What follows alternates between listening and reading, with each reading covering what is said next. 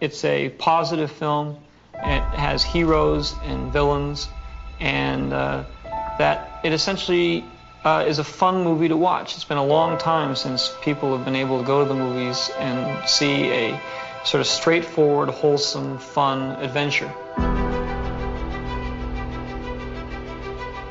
Well, it's a fantasy. It's not science fiction so much as it is space fantasy. And it's about people. It's finally about people and not finally about science. The story, when you actually put it into words, is only so much nonsense to hang a great visual experience onto. It's the stuff that fairy tales are made of. It's sort of boiling down religion into a very basic concept. The fact that there is some deity or some power or some force that sort of controls our destiny works for good and also works for evil. Marvellous, healthy innocence. Great pace, wonderful to look at, full of guts, nothing unpleasant. I mean, people go bang bang and people fall over and are dead, but, no horrors. A sort of wonderful freshness about it, kind of like a wonderful fresh air. It's got whatever you want it to be. It's pure entertainment. It's like a roller coaster ride, and it can be interpreted as long as you enjoy it, which is the intention.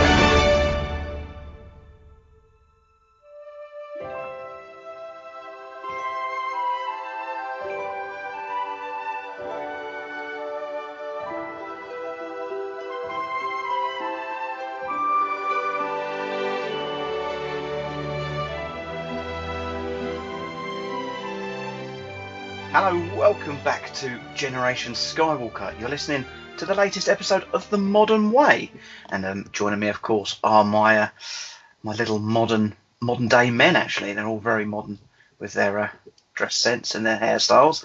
I've got with me Craig Spivey. Good evening, Craig. Hello. How are you, my friend? I'm very well, Stuart. How are you? Not bad, mate. First episode we've recorded since before Christmas, so yeah, everything good with you? Yeah, I'm good. Everything's groovy at this end. Brilliant. We've also got Dan Burgess with us. Good evening, Dan. Good evening. How are you, mate? Very good, very good. Looking forward to getting back in the chair and talking Star Wars. Yeah, me too. We've also got Mark Daniels. Good evening, Mark. Good evening. Good evening, boys. And Grant Criddle's with us as well. Good evening, Grant. Good evening, gentlemen. How are you, Grant? Because have you moved on from quiz night? No. Brilliant. Well, boys, it has been a little while since we recorded, but we have had Christmas, and I know that I don't think there's been many pre-orders out, but has anyone added any modern stuff since we last recorded? Dan, you normally pick up a thing or two. I've got a list. A list. There you go. So I've got a George Lucas Stormtrooper on a vintage card back from a few years back. I've been after that for a while, and yeah, one came up at a good price. I picked that up. What do they sell for at the moment? Oh yeah, some people want like 80 quid from on eBay. I think I got mine for 30. It was a mail away, so I haven't got the white mailer, but it's in the star case it came with. Yeah, and it looks nice. Nice. Sorry, Dan. Is that the 2002, 2003 Saga one? Is it the X-Wing pilot? 2006. Is it Saga? The Saga collection, and it's George Lucas in a Stormtrooper costume. So it's got a vintage card back, and it's the Stormtrooper card back, but it's got George Lucas on the. George Lucas the Stormtrooper, not George Lucas the X-Wing pilot. Aye. Right. Okay. Yeah. So that's the first one, and I've got 1, 2, 3, 4, 5, 6 vintage collection figures. So I've got the Rogue One Darth Vader, so that got released. I've got the Armourer, Moff Gideon, and the Mando and Beskar. I got the Remnant Stormtrooper, and I got the Carbonized Death Trooper, all on the Mando card backs. So I've picked all of those up, and then I got a Boba Fett Lego helmet for Christmas. I got a Millennium Falcon desk lamp. What else have we got? Oh, I got Hot Toys Darth Vader. So I've done a cherry on a hot toy. That's quite interesting because you, I think, in the first and second episodes of this podcast, you were kind of like, I can't warrant pulling the trigger on a Hot Toys because of the cost. But you've got one. What do you think of it? You got Darth Vader, lovely figure. I was so excited when it came. I had intentions of doing an unboxing video, but I couldn't wait. So I tore straight into it and set it up and had it on the coffee table. And I said to her, "Oh, what do you think of that? It's brilliant, isn't it?" She was like, "Whatever floats your boat." So it's like, oh, it was great. Put all the batteries in it. I've got it on display now. I've sold my hyper reels. They're gone. Well, yeah. that's surprising because they're probably a little bit better than the hot toy. And I've got 3 more on pre-order. I was going to swear then, but I won't. But you've sent me down. Well, I look forward to hearing your hot toys as you get them in, mate. And is that your lot? But there's one more thing. We've spoken about it on previous shows. Is this Mandalorian Monopoly board game that came with the Remnant Stormtrooper Retro Collection? So I did get that, but purely for the figure. But the game's brilliant. It's so good. Me and the boy have had at least 4 or 5 games of it over Christmas, and I don't know how familiar you guys are with the concept. I know we spoke about it on the show, but it's a really short game of Monopoly. It probably takes about 40 minutes to play. You've got other pieces on the board representing Moff Gideon, and he's I think he's a Death Trooper piece and an Incinerator piece, and they basically chase you around the board. And if they land on a square and a child and he's on his own, the game's over. So literally within 3 rolls of the dice, the game could be finished. But it's really good fun. It's such a good game. It's not like one of these normal branded Monopoly games with just Star Wars splashed on the front of it. It's its own thing, and it's really worth getting. Did you beat him every time? I think we've had I think it's pretty even spread. I think the Empire's won twice, I've won twice, and he's won twice, something like that. You don't go easy on him, do you? No, not at all. No, 'cause he won't learn anything like that. Exactly, yeah. Yeah, he was my kid as I smack a swing ball at his head every time we play. It's got to learn the hard way. Well, he told me he was good at chess, and he keeps beating his mum, and he played me. He hasn't beat me once yet. So yeah, I don't put any punches. Good stuff. Grant, have you added anything? I don't think I've got anything toy related, mate. I got one of those tiki glasses that you made us buy to be part of the podcast crew. Whee! Good man. And I bought some Hanning carbonite carpet or a mat, and I got some batches of Phantom Menace crew paperwork. So nothing really toy related. If that counts as modern, I don't know. The rug. Did you make sure it fitted in the gap before you bought it? No. I have to move everything around again. Is the rug going up the side of your cabinets? It might have to move to outside the room. What, in your living room? I've literally just moved everything around, so the computer's in the middle of the room, and now the computer's no longer in the middle of the room. So it's actually bigger than what it would be like in real life. It's huge.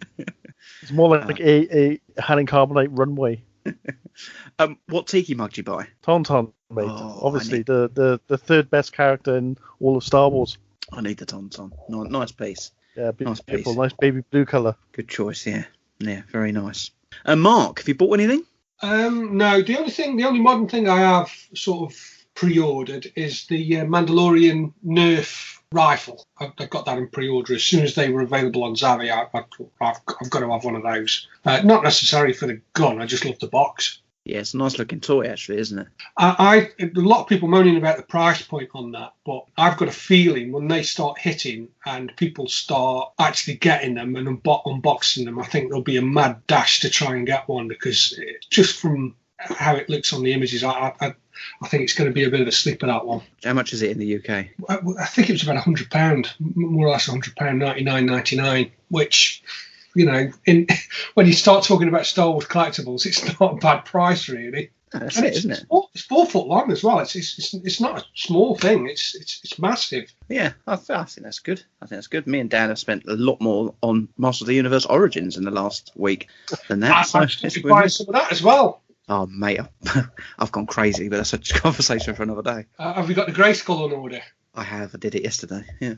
Craig, have you purchased anything? Quite a lot. I mean, it's been a while since we've had this conversation, isn't it? And we've had Christmas between, and I've just had a big birthday, so there's quite a lot here. I'll try and whiz through some highlights, but you know, if I go on too long, just shout.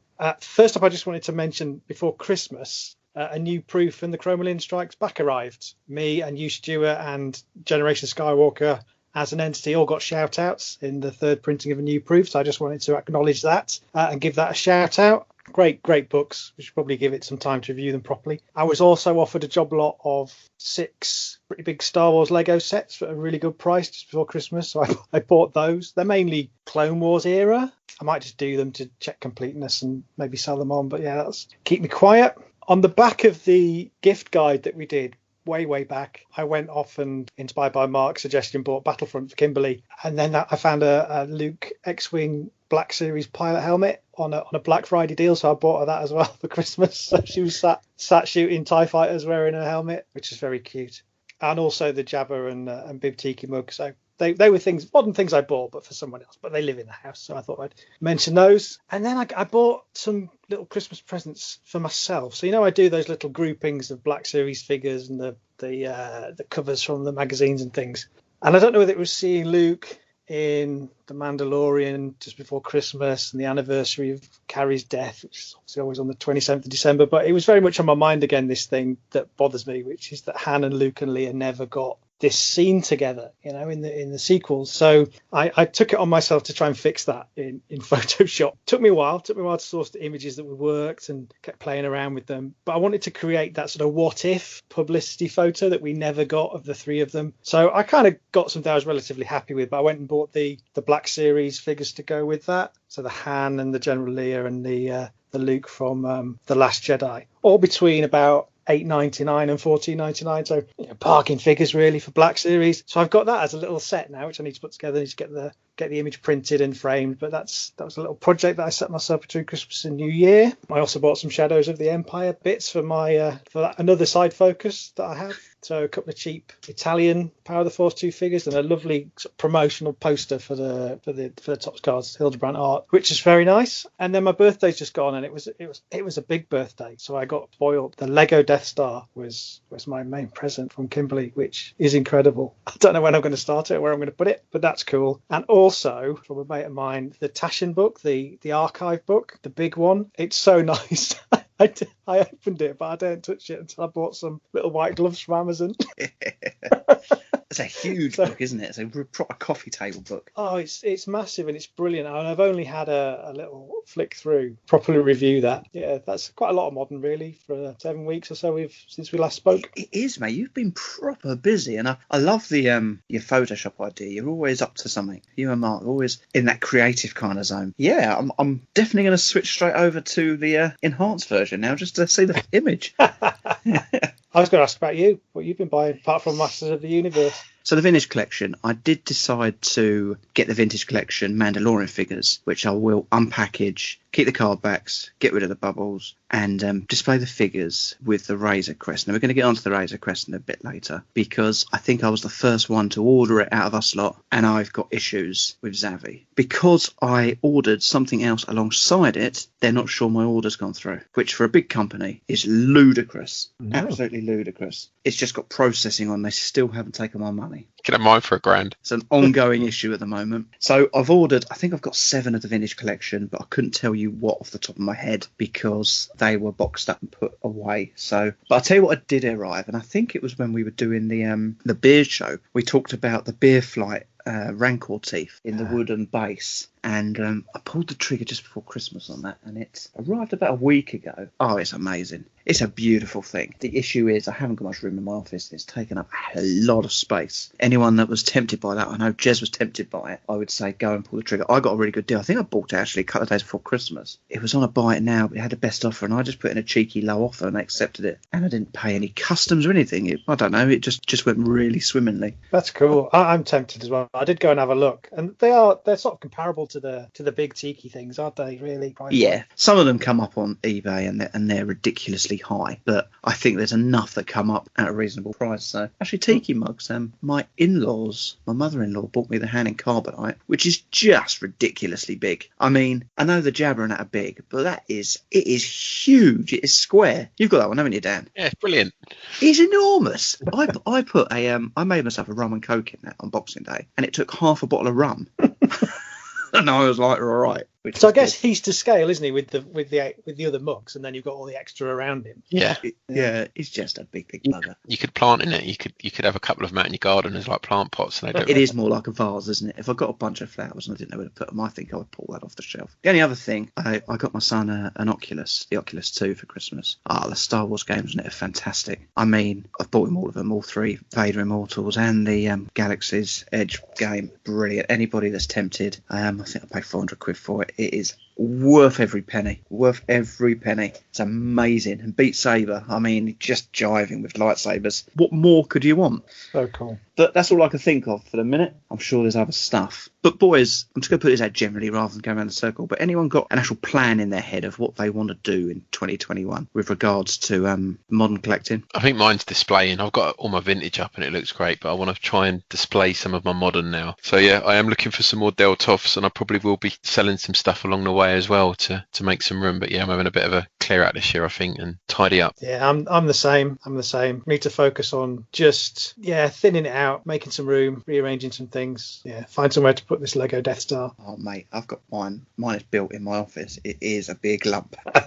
You do need some room. I built it about this time last year, Craig. Oh, it took me ages. Yeah, it's going to be a long-term project. How's your cantina build going? Oh, we did that over Christmas. That's finished, is it? Yeah, that's cool. I loved it. It was it's a great little thing. Well, a great big thing.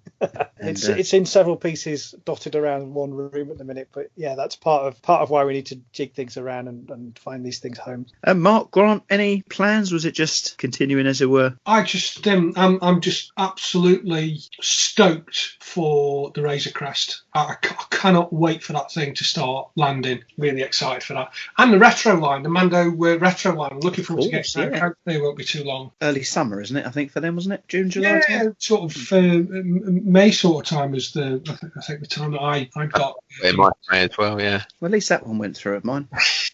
Well, yours don't come through. We're all getting them. If mine doesn't go through, no one's getting mine. I'm going to cancel the lot. Grant, going to add any rugs to your collection? Some kind of intervention, actually, mate, because even in the last week, I've been in comms with someone to get a R2-D2 fridge that I don't have room for. It's absolutely massive. And comms with someone else for a 1997 Pepsi Scout Walker display, which is absolutely enormous. It's practically the size of a Scout Walker. Now, if I'm right in believing, that fridge is getting dropped to Jez's house, isn't it? I don't think I want it.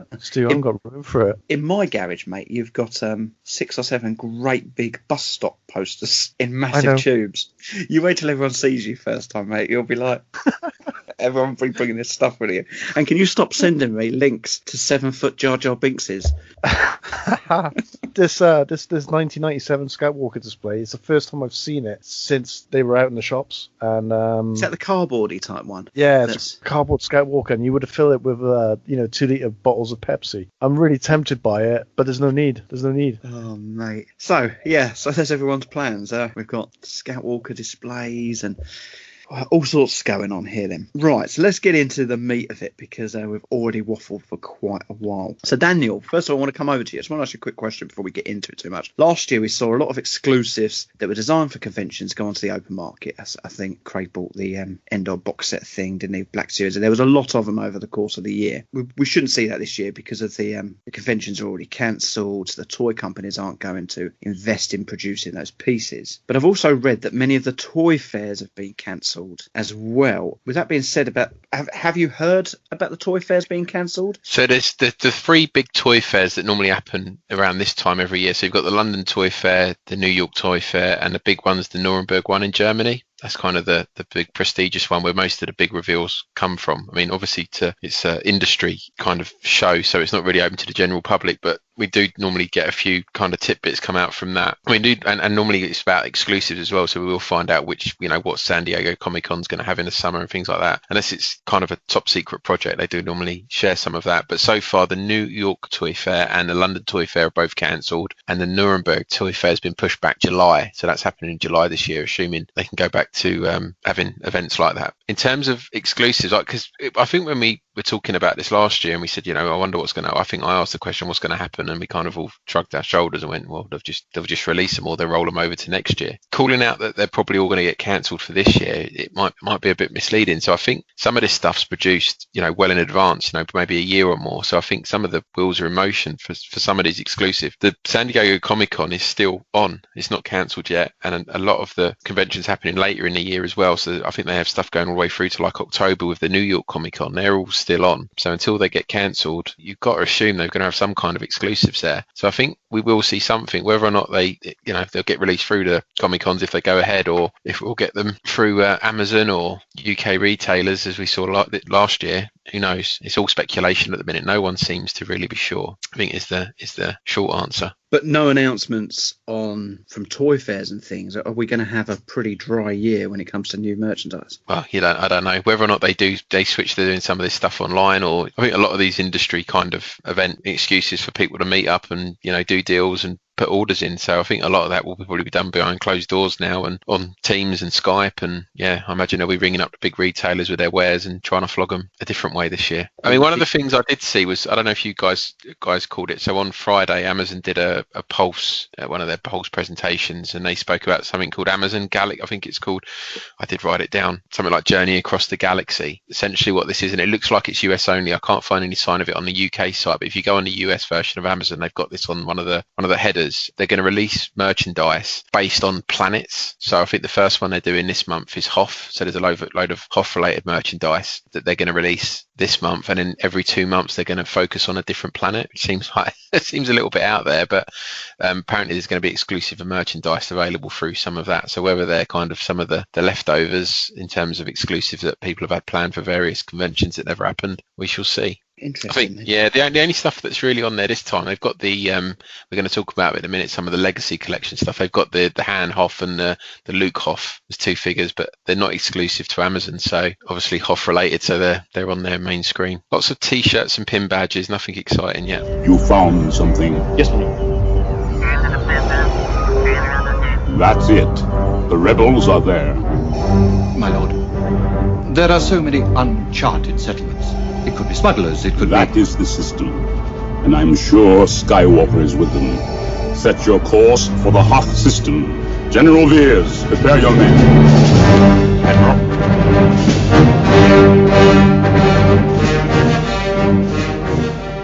Okay, going from something, oh, is it going to be quiet, to something completely different. Now, Sio Bibble once said a communications disruption can only mean one thing: invasion. Now, it seems quite a long time ago this happened, but we haven't got together to talk. But I wanted to talk about a possibility of a flooded market. Now, on December the 10th, Disney announced 11 new projects for Star Wars at their Investor Day. The success of The Mandalorian has kind of seen the future of Star Wars shift towards the small screen rather than the big screen. Now, these 11 projects, they don't even include the Book of Fett, which was announced at the end of the last episode of The Mandalorian, or the next season of The Mandalorian. But 11 projects nonetheless. Now, Grant, I'm going to come over to you here. Could you just take us through the 11 projects that were announced and just give us a line about what each project is roughly about? So we have the Rangers of the New Republic, Ahsoka, Book of Boba Fett, and the Season 3 of The Mandalorian. So these are all going to be under the helm of Jon Favreau and Dave Filoni, and these are going to sort of cross over. We've already seen Boba Fett and Ahsoka in Season 2 of The Mandalorian. So the next one that's going to be issued is Boba Fett, which will be released in Christmas 2001, and Season 3 of The Mandalorian will be then following very shortly after. There's the Taika Waititi film. Not much is actually known about this. Taika made one of the... He's known for sort of comedic films. He did the Season 1 finale of The Mandalorian, which is really good, but there isn't that much information about this product at the moment. There's the Rogue Squadron movie, which is the only other cinema release that they announced, and this is going to be released on the 22nd of December 2023, directed by the Wonder Woman director Patty Jenkins. Unfortunately, it looks like she's going to join the list of, Lucasfilm director or creator announcements that have a project of bombs shortly after they announced on a new Star Wars project. I don't know if you guys can name any others that can spring to mind. There was Josh Trank with a Boba Fett movie, wasn't there? Correct. Josh Trank was one. Can you name some more? Who were the 2 guys who were originally on Solo and got sacked off? Yeah, they were actually making the film. I'm talking about people who were announced that they were going to make a project, and then... Oh, Ryan Johnson then. That's gone quiet. Ryan Johnson, these 3 movies he was meant to be doing. Correct. Wasn't the Game of Thrones people going to do a trilogy? Yeah. Yep. Well, the Game of Thrones people are rumoured that they were going to do the Rogue Squadron film. Right. So I guess it might have been a Rogue Squadron trilogy, but they're also, due to the, well, we don't know, but the feedback of the final season of Game of Thrones certainly didn't help them.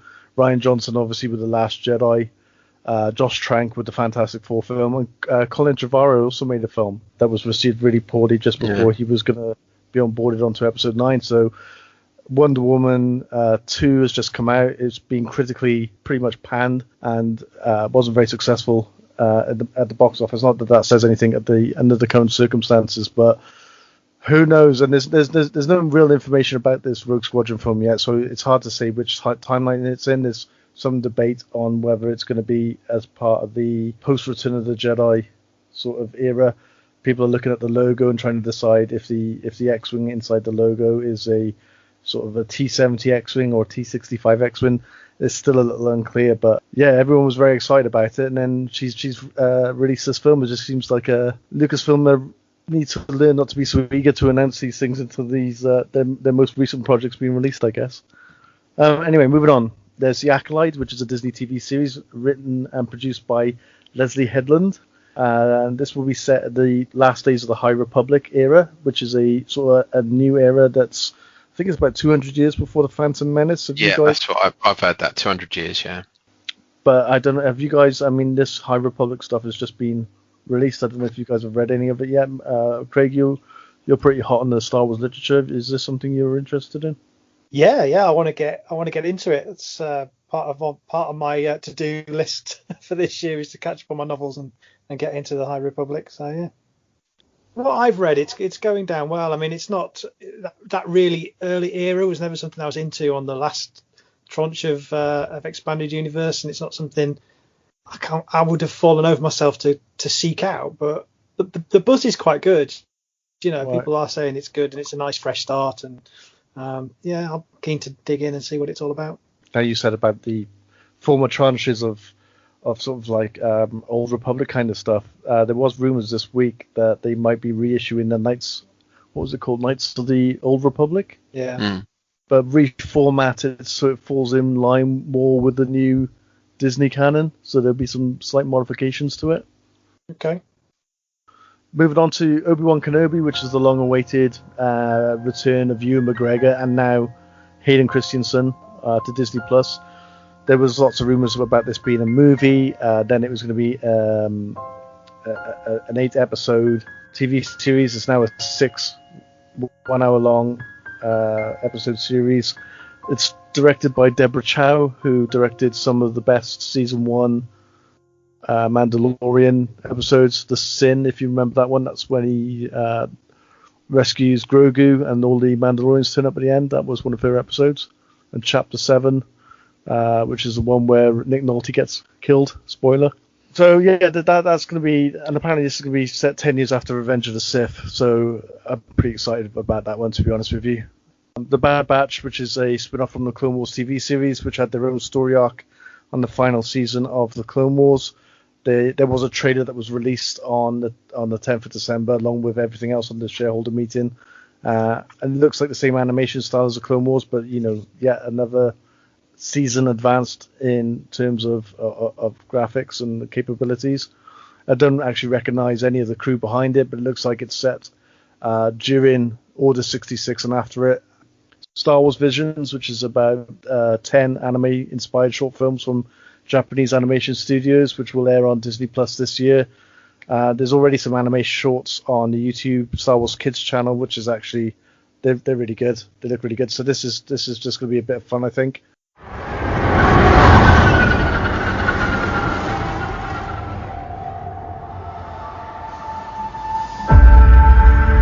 Everything I did for the rebellion. Andor, which is filming between where you live, Dan, and Jez's place, I think, isn't it? Yeah, it's over at Pinewood, yeah. There's the Marlow one, is it, where they're meant to be filming at Marlow or building a set at Marlow, and there's a bit of, I suppose, to and fro, whether that's Obi-Wan Kenobi or sets for Andor. So yeah, who knows? I think they're starting filming Kenobi in March time, so it feels like the timeline for that matches up. My brother lives right across the motorway from where it's all being set up at the minute, so he's keeping an eye out for me. Might have to go for a walk around there soon. Yeah, take a drone down there with you in there, see what's going on. See if you get some moisture evaporator or something. I like massive props in my bedroom.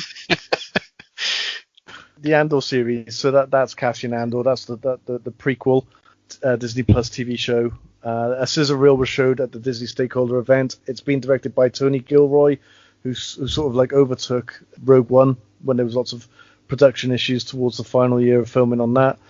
So 12 episodes of that should be released in 2022.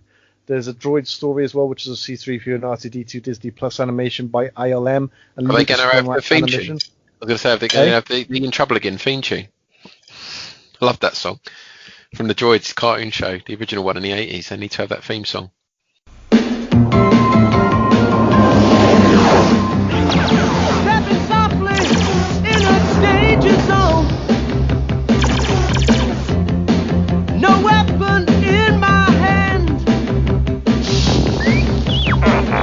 It's just this phrase designed by man. Got me trouble again. Trouble again. Put my life in jeopardy. In the surface of my brain. I wouldn't care, but it's a dangerous affair. I'm in trouble again. Trouble again.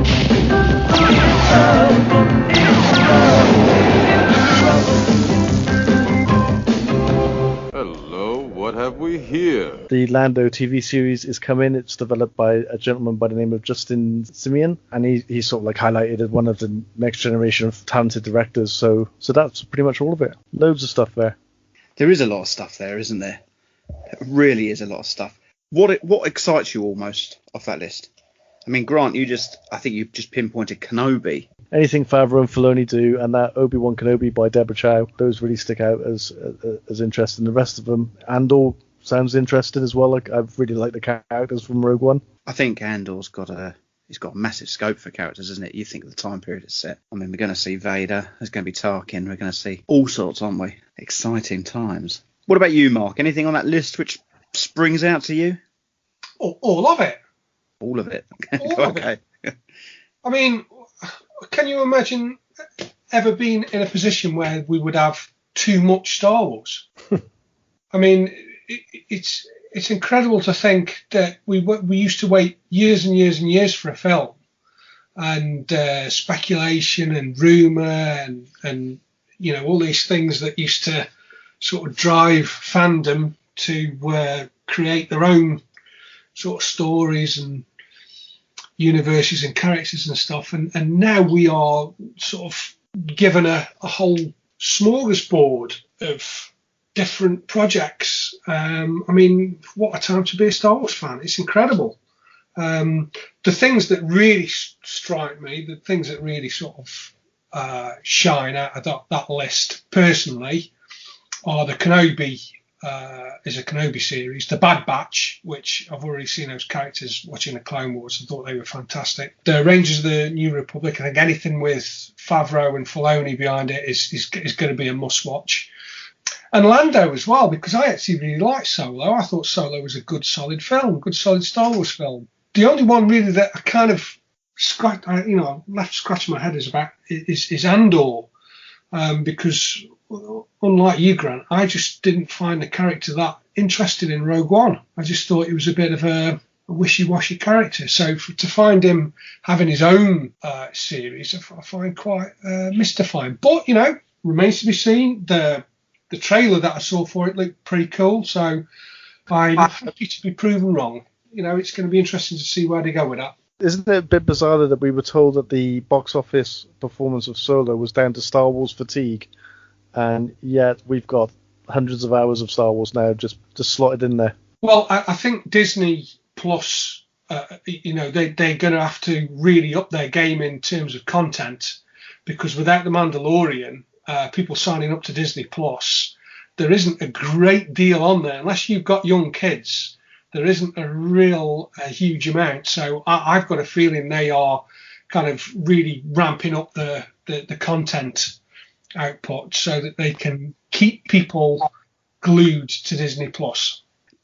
Now, we discussed in episode 1 of The Modern Way that we no longer get background characters, and I think we've raised it several times over the shows that we've done in the last year, and you kind of end up getting several versions of a figure. Kylo Ren springs to mind for the sequel trilogy. You just keep getting same sculpt, just very minor changes. Same with the troopers. I think even Grant mentioned it on the roundup for the year. Even the Hot Toys do it. So you kind of think, is this the end to getting those background characters? Because to keep up with the demand is going to be difficult. So Mark, do you feel the announcements of so many projects in one hit mean that those days are now over? Surely Hasbro cannot keep up with that release schedule. And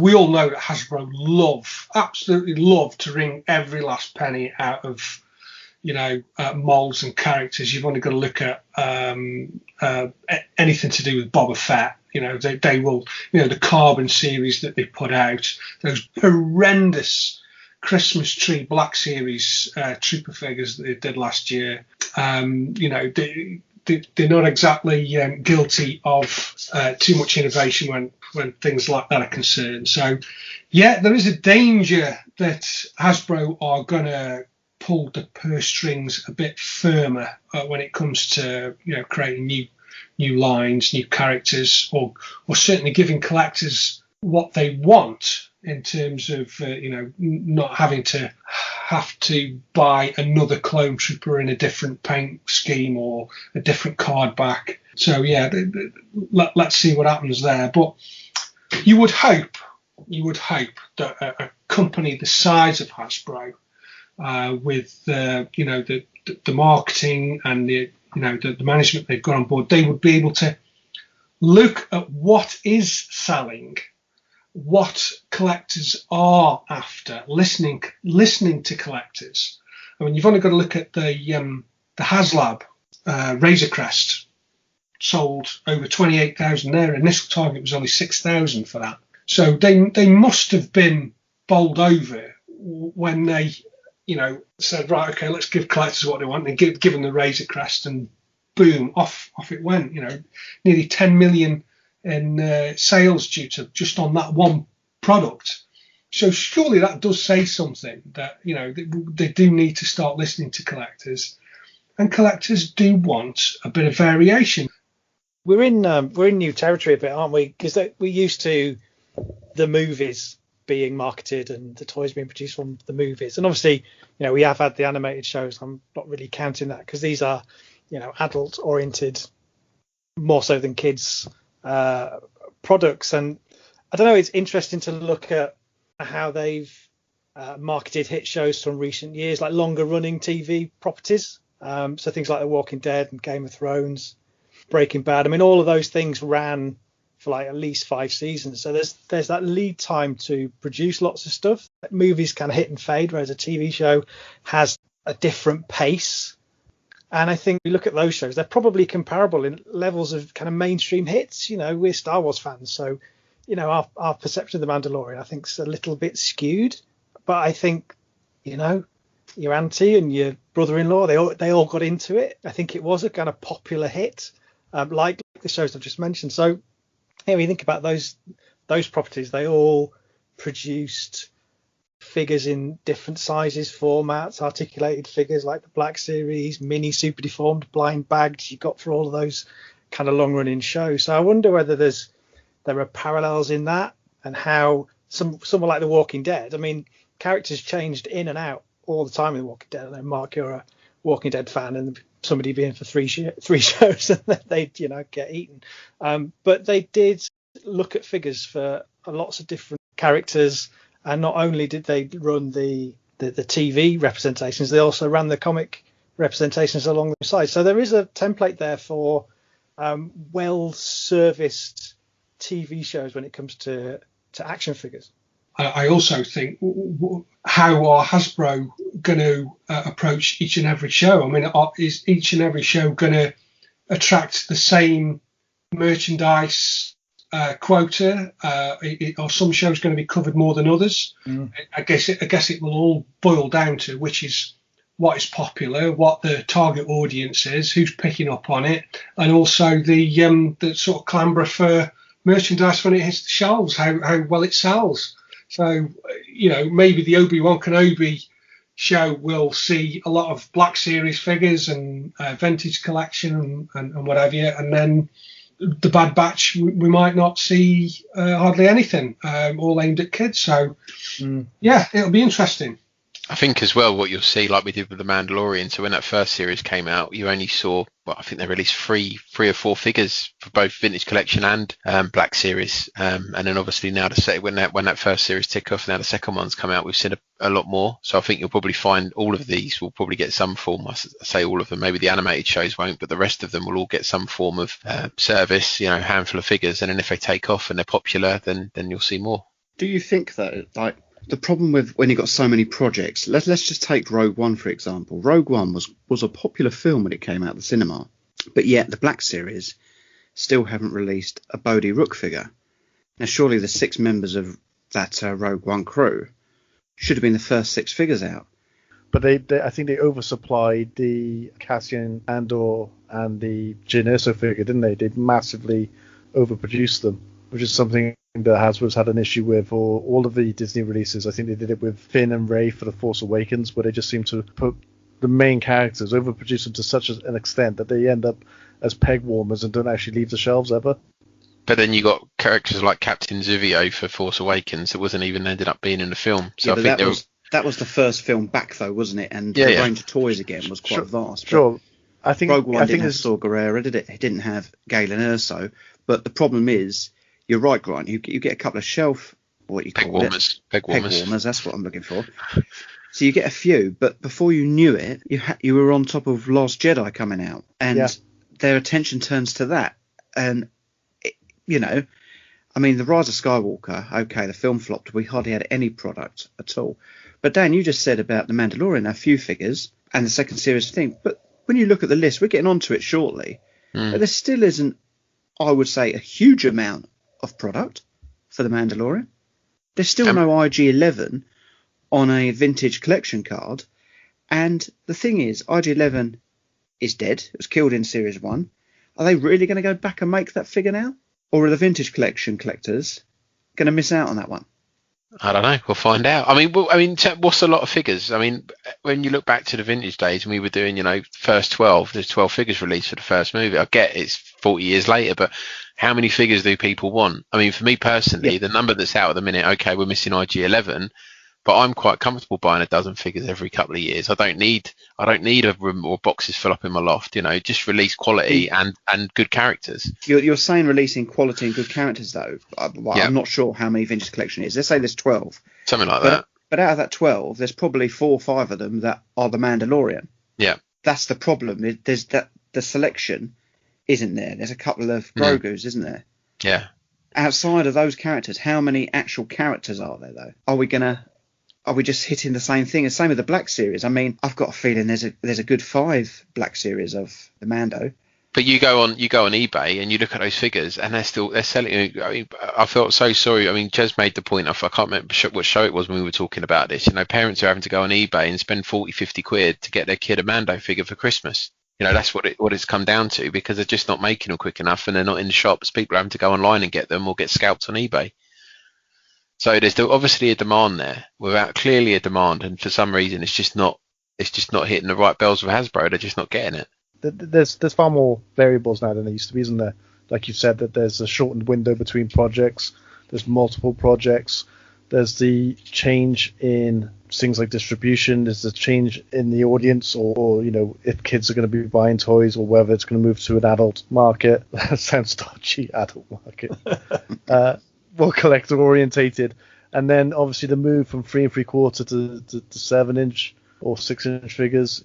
There's a lot more variables than there used to be. It feels overwhelming that they've announced 11 projects in one go. I think it's worth making the point that they're not all going to come out at once. This is just what they've announced. They've not given us timescales for a lot of this, so it's all going to just have a pace to it, and hopefully they've worked that out and they know what they're doing. The issue, I think, will be if you have, we've seen it with Disney. We saw the disappointment after Last Jedi, and that definitely had an effect on Solo at the box office. I think that and Solo being released in May rather than the Christmas release that we'd had from the other films were two deciding factors. The problem is if you have two projects that proper flunk in this, what then happens? Do Disney start cancelling them? I mean, do they? Well, yeah, they will. That's what happens with TV shows. If they don't get the ratings, they'll cancel it. It's simple But as that. Will they cancel other projects? We've already discussed earlier the likes of the Rian Johnson project, for example, made a boo-boo of The Last Jedi, and his other project is gone. The Solo films, the Boba Fett movie, the Obi-Wan Kenobi movie. I think there's a lack of transparency from Lucasfilm to actually know what projects are coming out. I mean, there was rumours of a Kevin Feige movie, so it's difficult to understand. Whereas before there was complete clarity on what was being made and what wasn't being made. Now it's who knows. As I say, we're getting to the politics of what goes on at Disney, but I think Dave Filoni and Jon Favreau have made a name for themselves with Mandalorian. They've built up Disney Plus, haven't they? They're the ones that have made it a success. There was nothing really to go there for unless you're a Disney fan or a Marvel fan, and that was all secondhand. None of it was brand new. So this is brand new content. It's lit the world on fire with Disney Plus. They've got the biggest streaming show in the world. It's come out on top. They've obviously started this Filoniverse, or whatever you want to describe it, Dave Filoni verse, I've heard it called. But if they build that up, it becomes almost another Marvel cinematic universe model where they're going to have these characters crossing over, and I don't know whether they're going to end up with an Avengers type series at the end of it, but they're obviously building up to something. And I think as long as they're doing a good job, I can't see that happening. Not with that part of them. I mean, you divvied them up at the start, didn't you, Grant? Into the series that they're creating. I think if they carry on, Book of Boba Fett's really good, Mando Series 3, and then the Ahsoka show, etc., they will be allowed, I think, to go off and do what it is they're doing, and other people won't get to interfere as much as they have in some of what's already gone on, without mentioning any names. Could I also highlight as well, which I think is something you were alluding to, Stu, when it came to the release of the Last Jedi figures, the first wave, except for Rose and Paige, were figures that were already released as part of the Force Awakens line, just different molds of them. And they weren't even that different. They weren't even that different, were they, really? No, I mean, they were wearing the same clothes because it was basically the day after, wasn't it? Yeah. So there's other variables I think that impact things. So if you have got something like the Mandalorian and half the line is Mandalorian in Beskar armor with different gadgets on it, then that will also affect it. Definitely. I just worry a bit. I used to quite enjoy the Marvel films, but I haven't seen half of them now because it just became too overwhelming. There were so many of them that I just lost my way, and I kind of just moved away from it because I didn't know where I was up to or what I was meant to be watching. It was just all over the shop, and you go online and everyone's telling you to watch them in a funny order. I think that there's an issue there where Marvel have managed to get away by making the same film 24 times, where it's a villain is threatening either the planet or someone's girlfriend, and then they have to have powers with much responsibility and then defeat him at the end, and they've just repeated that. The concern is, is Star Wars going to have that level of more creativity? But you say that, Grant, and I absolutely agree with it, but what Disney Plus allows them to do is take risks. So when they announced WandaVision, it's like, oh, what the hell's that? And I've watched them, and I've really enjoyed them. They're really well made. The recreations of those eras are absolutely spot on, and I'm really intrigued by it. And it's it's not your traditional origin story. I want to find out what's going on. So I think that medium is somehow less risky than releasing things theatrically, and hopefully that'll extend to Star Wars, and we'll get to see some interesting stuff. The only other thing I read online somewhere was someone was saying about Disney offering the toys out to more different toy companies, bringing the likes of Mattel in and other companies. It's not. I know a lot of there is other licenses out there. I know Jax makes stuff and whatnot, but they were talking about Hasbro have got a tie-in for the 3 3/4 inch size figure, haven't they? What they're saying is if they open that up a bit more to different companies, you might then get more variety. They've done it with the computer games now, haven't they? They've taken it away from EA solely having that license and given Ubisoft a license. So maybe they're learning from their mistakes. I don't say take it away from Hasbro, but give people, the consumer, more choice. Sorry, I was going to say I would love to see Super 7 do something with Star Wars. I know they've had the license before in the past and they've created some absolutely fantastic things. But I would like to see them expand their sort of love of Star Wars retro and see what else they can come up with. I think they're a really exciting company to work with. It's definitely an idea, isn't it, for them to maybe be able to create more of those characters. Yeah, so just before we close out on this topic then, Craig, we've covered the lack of the new figures for the vintage collection in the past, and I think we've just mentioned it a few bits towards it there.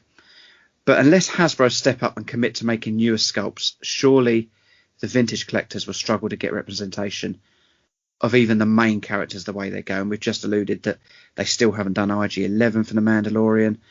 It's a good chance it won't happen now. What are your thoughts on the vintage collection going forward? We've covered it a lot. We had the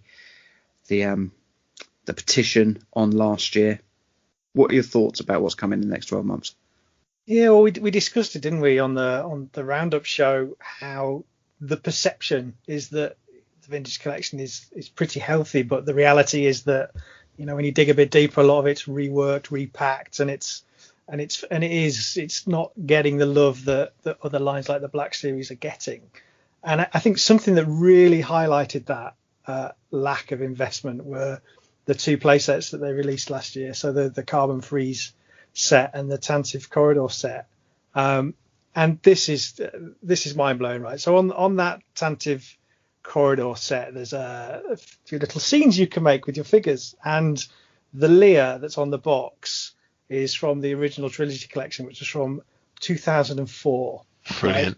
So that's 17 years old, right? So just to get that in your head, that's the equivalent of you buying a 1977 vintage Leia in 1991.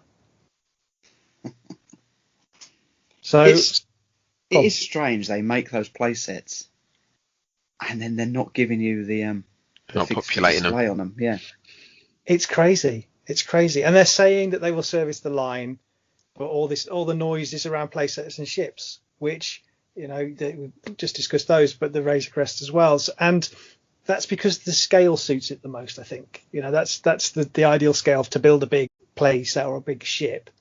The 40th anniversary of Empire Strikes Back was last year, and there were 4 vintage collection releases. Now, 2 of those were proper Empire figures, so Bespin Han and a Bespin Luke. But then they had C-3PO and a Stormtrooper, which, away from the card back, could have been any of the movies. So that doesn't bode well for the 40th anniversary of Return of the Jedi in 2023. So I looked around for sort of commitment, and there's a bit of noise and a bit of yes, we'll look at this great playset we've just done, but there's no sort of firm commitment. And it's staggering. This vintage collection was created. It was there to echo the original line, but if you wanted to have, say, an original figure on a card back next to the new version, you still couldn't do that. They still haven't done every one of the original 96 figures. There's a lot of work to be done there, I think, still. I've been looking at prices of, obviously now, with the vintage collection coming back out, when is it, a year or 2 ago, there's obviously a lot of people going after some of the older figures, and the prices are just going up and up and up. If you want that Slave Leia now, it's like 120 odd quid, and there's loads of figures now that are over £100 each. So there's clearly demand. It's clearly there, waiting to be. They're just leaving money on the table, as far as I'm concerned. It is crazy when there's a demand. Although saying that, we'll get onto it shortly. Done a bit of a poll the last few days, and Black Series definitely seem to be the more active and more wanted figures from my brief polling that I've done, but we'll get onto that in a bit.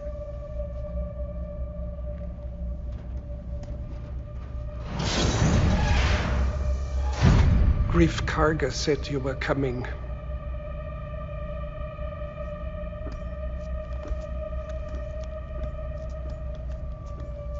What else did he say? He said you were the best in the parsec.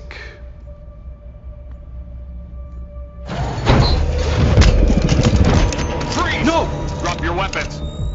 No, pardon. Sorry, I didn't mean to alarm.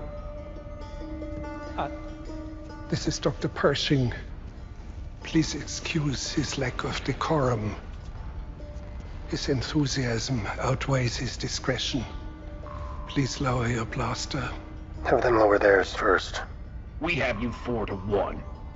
I like those odds. So going on to the latest announcements, not a lot. We've blocked them down into groupings rather than individual items. So starting with you, Dan, the Black Series is probably where most of the releases are. What have we got coming for the Black Series? What's been announced? Yeah, so shortly after the episode came out featuring Bo-Katan, they've announced a Bo-Katan figure currently up for pre-order. You can get that all there. It's not an exclusive anywhere. You can pick that up on the usual suspects in the UK. So that's coming out shortly.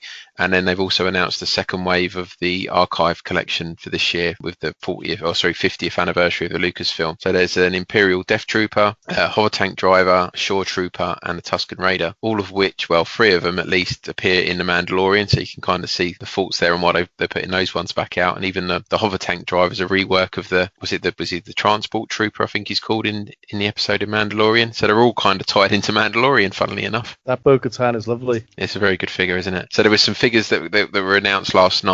Is that the Phantom Menace figures? Well, there's more than just Phantom Menace. It looks like it's for the 50th anniversary. They're releasing a range of figures. So they've started off with some Phantom Menace card backs similar to the exclusives we saw in Chicago, I think it was last year.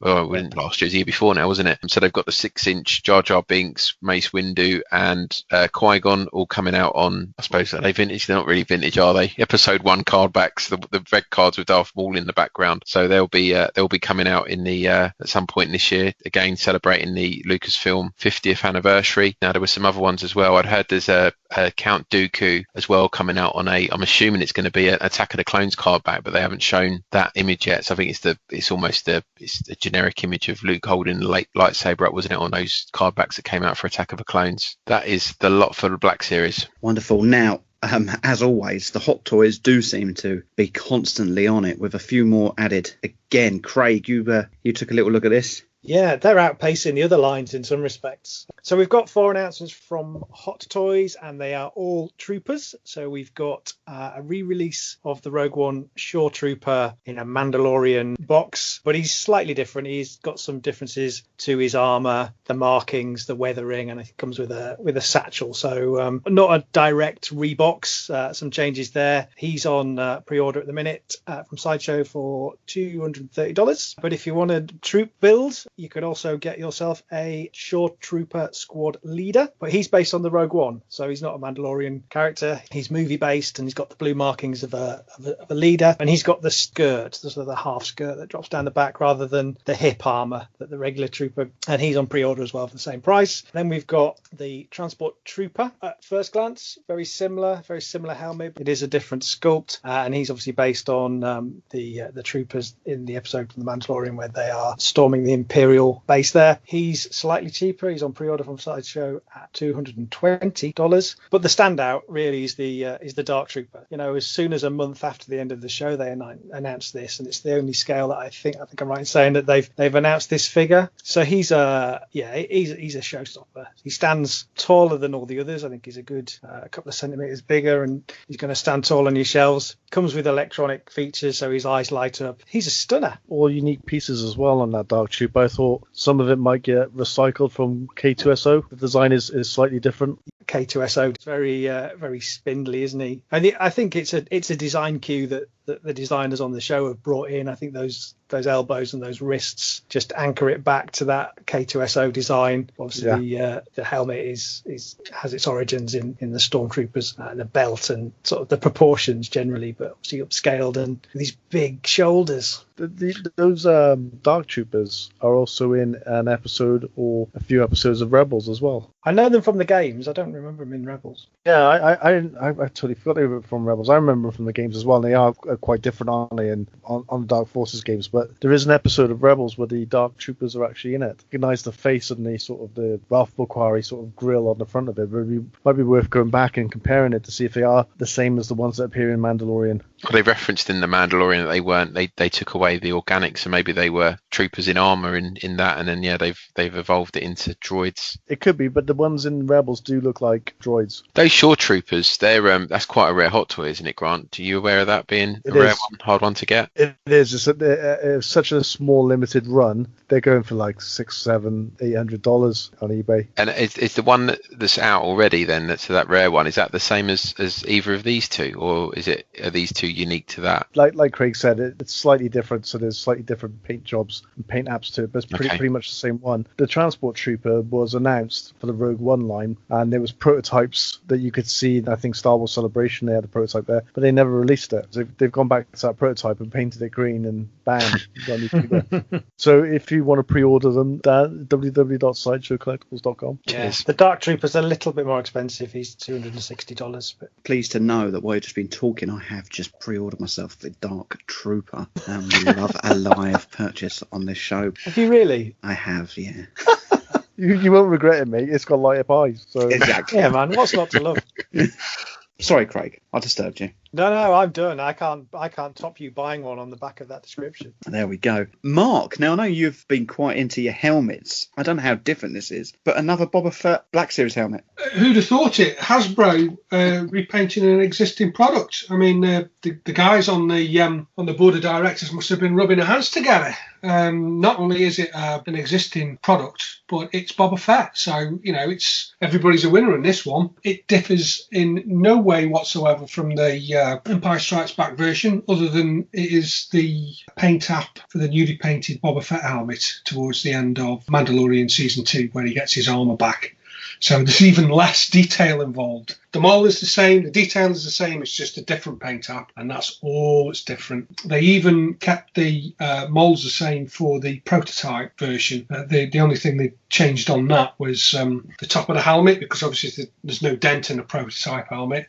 So they just changed that, kept that smooth, but the rest of it was the same. And when they sprayed it white, you could still see all the little dents and scratches from the previous mold. So, yeah, real cheap. Still, nice product. I would prefer, I do own the Empire Strikes Back version. If I was going to buy any one of those three, it would be the Empire Strikes Back version. That is the most iconic one, and the paint application is gorgeous. That is the helmet and the paint that it was designed to go on. So if you're going to get one of those, get the Empire Strikes Back one, I would say. But if you are a completist and you are a Boba Fett freak, then obviously you're going to run out and buy that one as well. Do you think they'll do the super scuffed version? Well, put it like this, it wouldn't surprise me. No, it wouldn't surprise me either. That's what they call it as well. They call it the super scuffed Black Series version. Right, well, Grant, I'm coming over to you. We don't often cover Gentle Giant on here, but Gentle Giant have made a couple of announcements, but one of them was quite interesting in particular. Yeah, there's a good reason don't talk about Gentle Giant, because it's another money pit. I think it was last week I was watching some Gentle Giant stuff. There was a amazing Max Rebo statue set, part of the 30th anniversary of Star Wars, and it was on eBay for £100. It was missing Salacious Crumb, the second best Star Wars character of all time, but it ended up going for several £100s in the last few moments where I was watching it.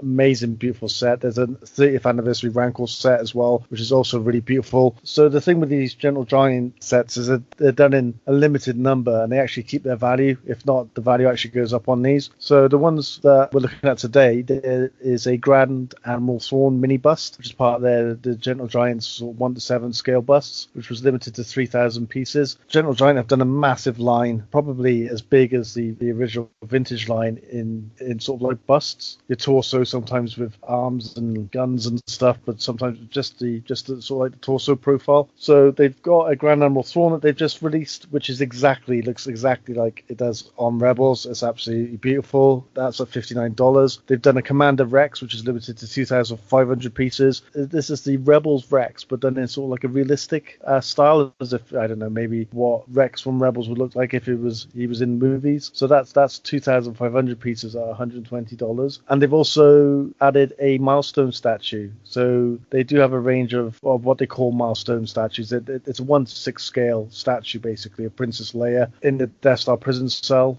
sitting on the bench. It's a beautiful piece, $200. They've done other ones for the Mandalorian, Grogu, Darth Vader, Chewbacca. Leia's absolutely something really special about it. So yeah, the Gentle Giant stuff, I mean, I'm totally remotely nervous about searching it, because that is an absolutely unnecessary rabbit hole to go down, but full of some really beautiful pieces there. Especially there was other pieces as well, what to pre-order as well, sort of like there was some more of the Rebels characters there, some more Mandalorian pieces, maybe something to investigate next month, but some real quality pieces there if you're interested in statues and busts. Just with the busts, I have 3 Gentle Giant busts. But what do people think of them? Because I can remember it was my second trip to Fax. I was with Jez and Cy, who aren't here tonight. But I bought Cy Snootles bust out there. I decided I was going to do a Cy Snootles focus. That's about as far as it went. But they were like, oh no, she hasn't got a leg. She hasn't got her legs. But I love that little bust. It's one thing that never gets boxed up. And I've also got Chewie and I've got an Emperor's Royal Guard. But I find them quite good fun. But some of them are really expensive. I mean, I've been trying to find an Ula and an Ayala Sakura probably for a couple of years now. But they were convention exclusives. And they really, I mean, Ula, I can never find below about 250 quid. How did you produce the Sakura?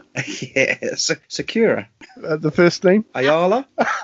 Ayla Sakura. Hasn't it Ayala. got a second A in it? It's Ayla Sakura. I'm sure it's got 3 A's. Yeah, it's got 3 A's in it. So you're not pronouncing the second... Oh, no, it hasn't. It's 2 A's before the Y. Yeah, I've always spelt it A-Y-A-L-A-A. A-A-A. That's why you can't find it, mate. You keep on asking people for this figure that doesn't exist. Do you know what, mate? I've got that on a search on eBay. I might have to check the spelling later, because that's probably why only one pops up every 3 months.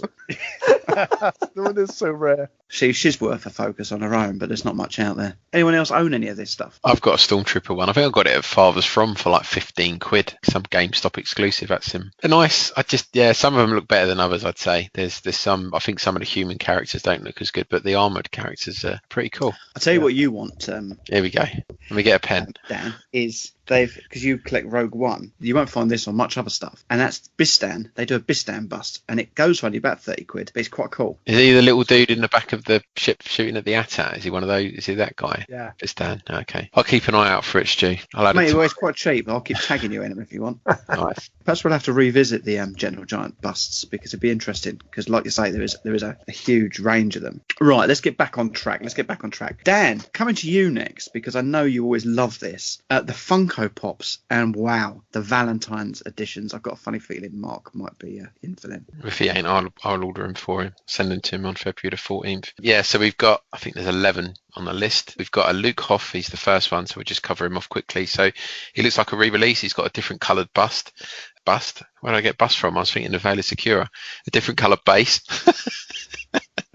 So it's got a white base rather than the black one that came out in the standard one some years ago. It's a Amazon exclusive. Looks like it's going to be tied into the Journey Across the Galaxy I mentioned at the start. So that's a Amazon exclusive and comes with a nice little pin badge. Just looking on eBay though, the original Luke Hoth didn't seem to be going for that much. Maybe between 5 and 10 quid. But this new Luke Hoth exclusive, I don't know if it's been released now already, but on eBay they're going for like 25 quid a pop. So yeah, that one's obviously floating someone's boat. And then we've also had the Valentine's figures like you've mentioned, Stu. So there's 5 of those in total. The R2 is an exclusive to the Funko Pop store, so you've got to go on their website to order that. But the others are all going to be available at retail. So we've got a Yoda, a Darth Vader, Stormtrooper and a Chewbacca, all in nice shades of pink and red, each holding a box of Valentine's chocolates. There's not really much to say about them. I think they're up Mark Street though. I reckon they'll go well with his Hasbro Black Series Christmas figures. I tell you what, you just know those things are going to sell. Like the Funko Pop's biggest seller. Well, after some of the things that Stu's been sending through the post, I reckon he's got to send you one of these. Never sent me anything. I better get something, Stu.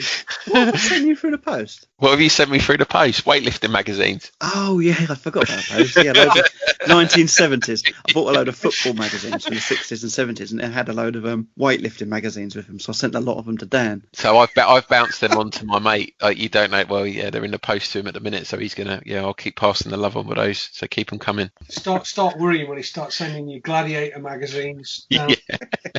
And then we've got another 5 Funkos, all from Rise of Skywalker. So it looks like Funko are going completely the other way to everyone else. So there's 2 Reys. One is her at the end of Rise of Skywalker holding the yellow lightsaber. There's another one with her holding 2 lightsabers crossed when she's fighting Palpatine at the end of the movie. There's a giant Babu Frick who probably stands about 12 inches high. And then we've got the Emperor, which I think Craig pointed out in our chat. He's probably the first representation of the Emperor in that form from Rise of Skywalker. So yeah, another tick to Funko there. And then we've got a Ben Solo as well from the end of the movie. There you go. If you want your background characters, Funko is the one to go to because they're guaranteed to do everyone. They do churn them out, don't they? It's incredible. Well, isn't it just painting the same mold, slightly different colours? I watched I know Craig put me onto it. I watched the show on Disney Plus. It was more about Marvel, but they went to the guys at Funko and you saw them designing them. It's all done on computer, and then obviously they must print them out and get them manufactured. But I think there's a bit more to it than you'd probably think. But yeah, it's pretty interesting. It's really good, that show. Yeah, it was good. Could have told us all about it, Craig, and not just Dan. We should read the chat. I thought I mentioned it. You did. You did, Craig. I did. I think I made the point that they need to do a Star Wars version. Absolutely. So they've got this little series. I think it's called 616 in Marvel. That's 616. Right. Yeah. And they just look at different aspects of Marvel and the fandom. So there's Japanese Spider-Man, the merchandise. They go into the background of how an issue is written and the writing process. And it's great. I have a passing interest in Marvel, but it's really nice contextual stuff. There's one on cosplay, and if they just took that template and did one for Star Wars, it'd be brilliant. Winner, that one. Yeah. Well, does sound good. Perhaps I'll watch it now. You've told me about it as well, Craig. Sticking on with Funko stuff, Craig, we've had a announcement of the Mandalorian minis. Are these blind bags? Yes, so they're their blind box super deformed line. So they're not absolute sort of mini Funkos. They're a different sculpt, so they're not just shrunk down. You would expect, as Grant says, a line like this to look at these side characters. We've got 3 Grogus in the set, one with a bowl, one with his eyes shut, and a normal one. We've got 3 Mandalorians, one where he's stood, one where he's flying, and one where he's flying with Grogu. We've got Cara Dune, we've got Grief Karga, we've got a Moff Gideon, we've got a Queel, and we've got an IG-11. So all the characters that we've seen in all the other lines. If they carry this on, maybe this is where you will get your Frog Lady and your Little Blue Fish Man and all that stuff, if these sell well, I guess. Yeah, quite good fun, aren't they, for what they are? Yeah, I mean, what's their price point? $7.99. So, these things go up every year. It's quite a lot for a little blind-bagged character. There'll be some that I think they make some of them a bit rarer than others and have translucent ones and all of that. So I imagine there'll be some surprises in some of the bags as well. Do you know what? It wouldn't surprise me. I'd be really angry if I got a translucent one. I mean, I'd be like, what do I want with that? Sell it on eBay. Get 2 more. I'd be angry if I got the Grogu with his eyes closed because he doesn't look finished. Yeah, just draw some eyes on it. Yeah. And finally, Mark, coming over to you, a range that we've talked about recently, at the Toy Box range. 3 announcements. Yeah, 3 new characters. This takes the total sort of figure range to 21 figures in total. So you've got number 19. This is number 19. There's Vader. Pretty cool looking figure. It reminds me a lot of the is it Disney Infinity, the computer game? Yeah, that's what they're modelled from. They're very, very similar to those, aren't they? That's what the Vader looks like to me, anyway. Quite a lot of articulation, quite a cool looking thing. Stormtrooper, I don't know what's going on with this figure, but it looks absolutely awful. The head is, you put the Vader and the Stormtrooper next to one of them, they look like they're completely different, totally different ranges. The Vader, I get, it's kind of stylized, it looks quite cool, sort of He-Man-esque almost. The Stormtrooper just looks weird. It looks a bit like a smaller version of, the big Lego figures that they do, like the Bionicle figures where they're all jointed. It looks a bit like that, but smaller. Very strange. And then the last one is number 21. That's General Grievous. That comes with 4 sabers. And again, if you put these 3 figures next to one another, you wouldn't believe that they were from the same line. Grievous, again, actually looks pretty screen accurate out of the 3 of them. The detailing on him, the proportions of the head and the limbs and stuff, he does look very sort of close to the actual character from the film. So, yeah, he's a bit more expensive as well. Only got dollar prices for these at the moment. I think they're $12.99 for the Vader and Stormtrooper, which would probably translate as about £10 in your English pounds. And Grievous is a bit more expensive. He's $14.99, so he's probably going to be about £12.50. That's all there is to say about them. Yeah, strange line. Grievous, I quite liked Grievous. I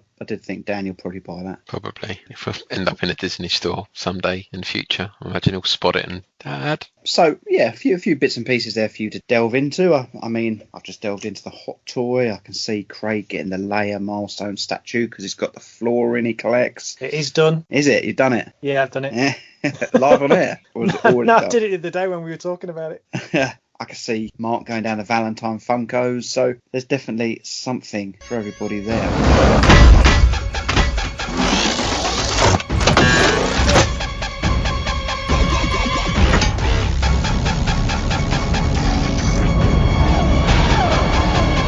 You're about to face off with the Dark Troopers. You had your hands full with one. Let's see how you do against a platoon.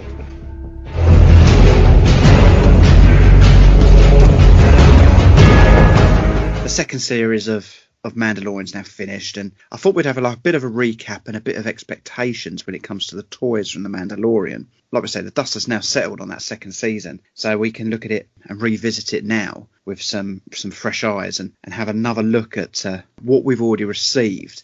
Now, Grant, I'm going to come to you first on this, because the first season of The Mandalorian was well received. I think everyone liked it. But the second season appeared to really capture the imagination, and it reignited so many people's love of Star Wars. So what do you think it was about this season of the show that has really got everyone excited? It's mostly due to the showrunners using the influences of Star Wars to base Star Wars on. So you've got a lot of the Western and the samurai feel, a lot of the previous genres like the John Ford films, the Akira Kurosawa films, all that kind of stuff that influenced Star Wars, that made The Mandalorian feel like Star Wars. So it didn't just look like Star Wars, so it wasn't just lightsabers and TIE fighters, but it also felt like Star Wars as well. And I think that's what resonated with people both consciously and subconsciously, which I think is where, if you look at where the sequel films failed to grab hold of the imagination the same way other Star Wars films have, is because they were based or even plagiarized on Star Wars.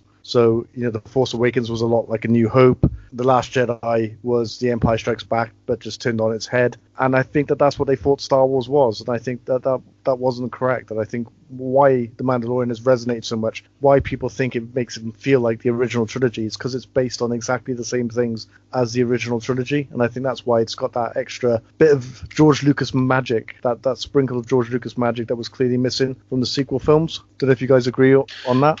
Yeah, I think that the pace as well, quite often The Mandalorian, he'd walk where he was going, whereas I don't want to keep kind of ragging on the sequel trilogy, but it was kind of like, right, we've got to make it faster, bang, bang, bang, bang, bang. And I know George Lucas was all about the fastest, more intense, but he wasn't afraid to have quiet moments either. I think that's one of the things that, is more about the character development, and obviously they had the time for that to happen in a TV show, but I think that's what was missing. A lot of the heart from the original trilogy was missing in that sequel trilogy, and it's come back now. I mean, the final scenes of that show, I was in pieces at the end, and it wasn't even the fact that Luke was there, it's that we'd invested so much time with Din and Baby Yoda or Grogu. It was fantastic. I haven't had an emotional response to Star Wars like that for a long time.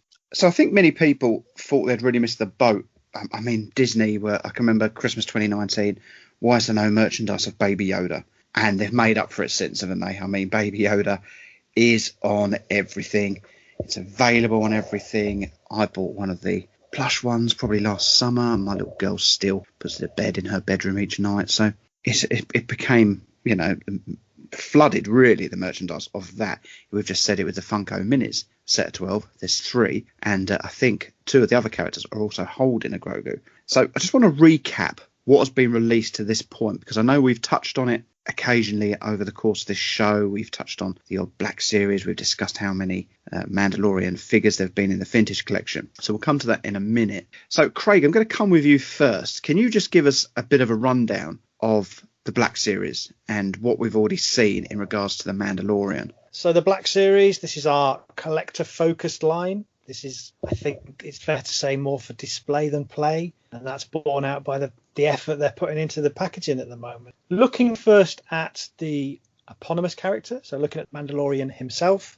He was introduced in his original armor back when we didn't know what his name was, as part of Triple Force Friday, which was October 2019, and it came out in some special first edition white packaging. And then as the line kicked off for real, he was re-released in the regular old style Black Series box. That version of him in his original armor was re-released for a third time as a carbonized version, which was the Target exclusive. And then he got his Beskar armor, and he came out in the new style box. And then finally he came out with the removable helmet. He was paired with Grogu, and this time he was introduced and named on the box as Din Djarin. So that's, how many is that? 1, 2, 3, 4, 5 versions of the main character. You've got 6 as well with that carbonized kind of on a card back version as well, so there's another one there as well. The credit collection, yeah, that's it. Collection. So different packaging for the yes, you're absolutely right. So that's 6.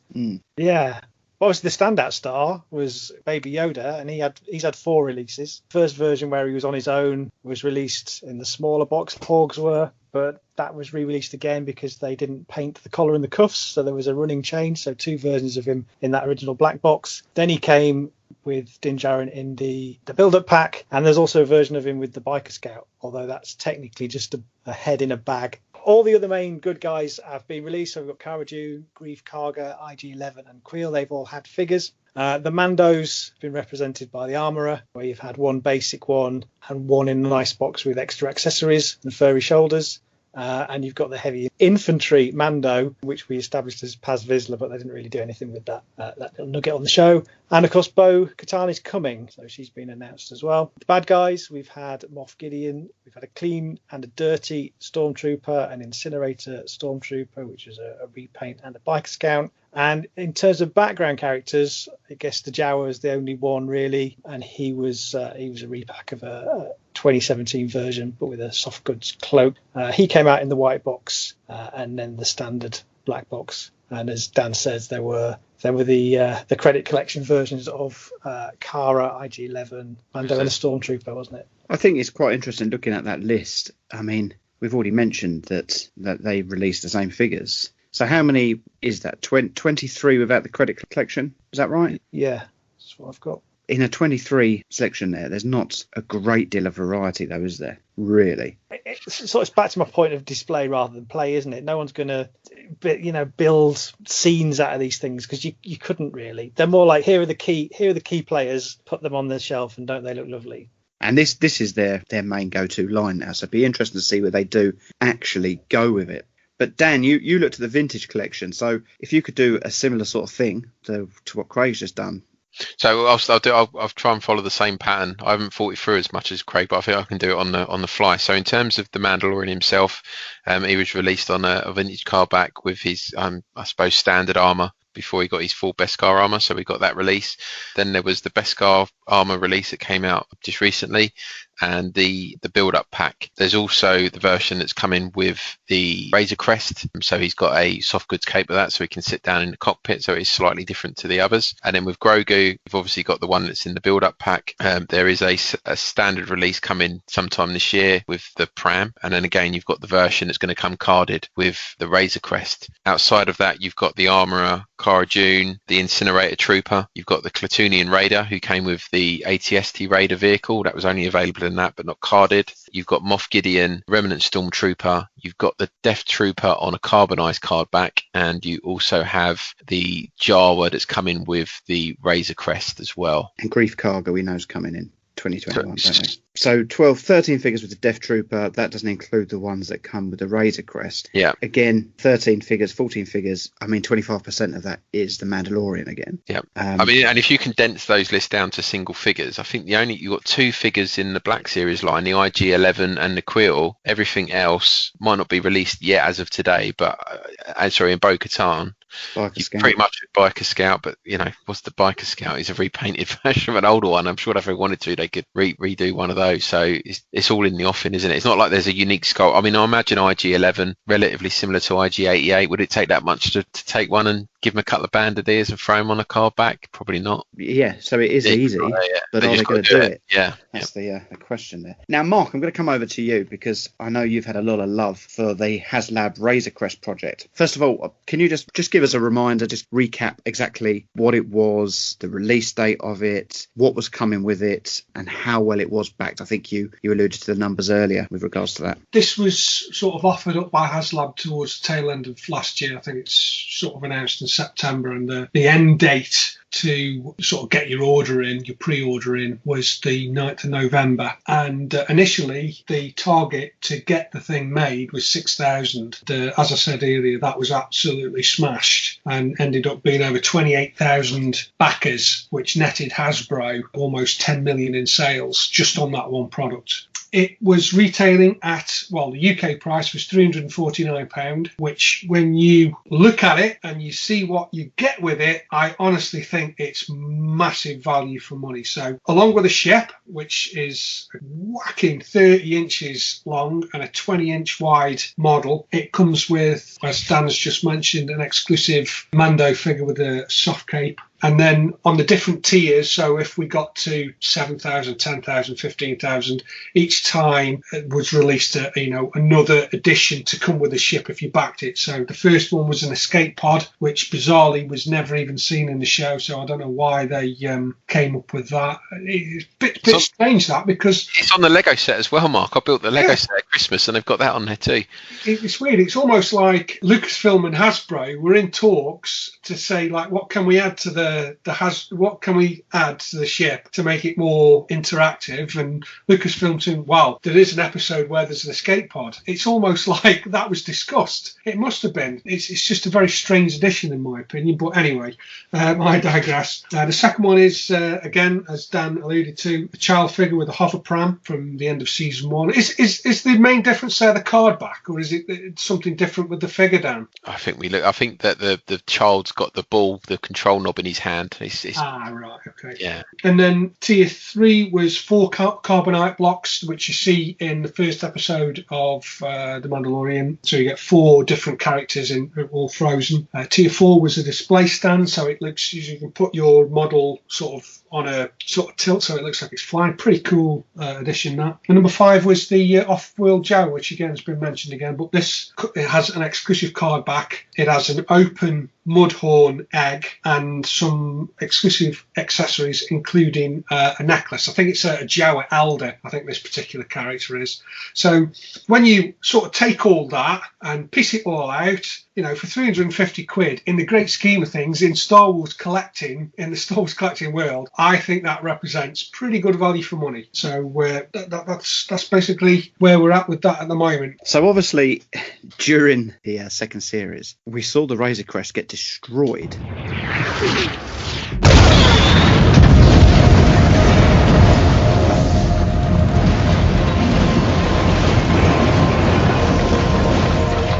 Better get to your ship.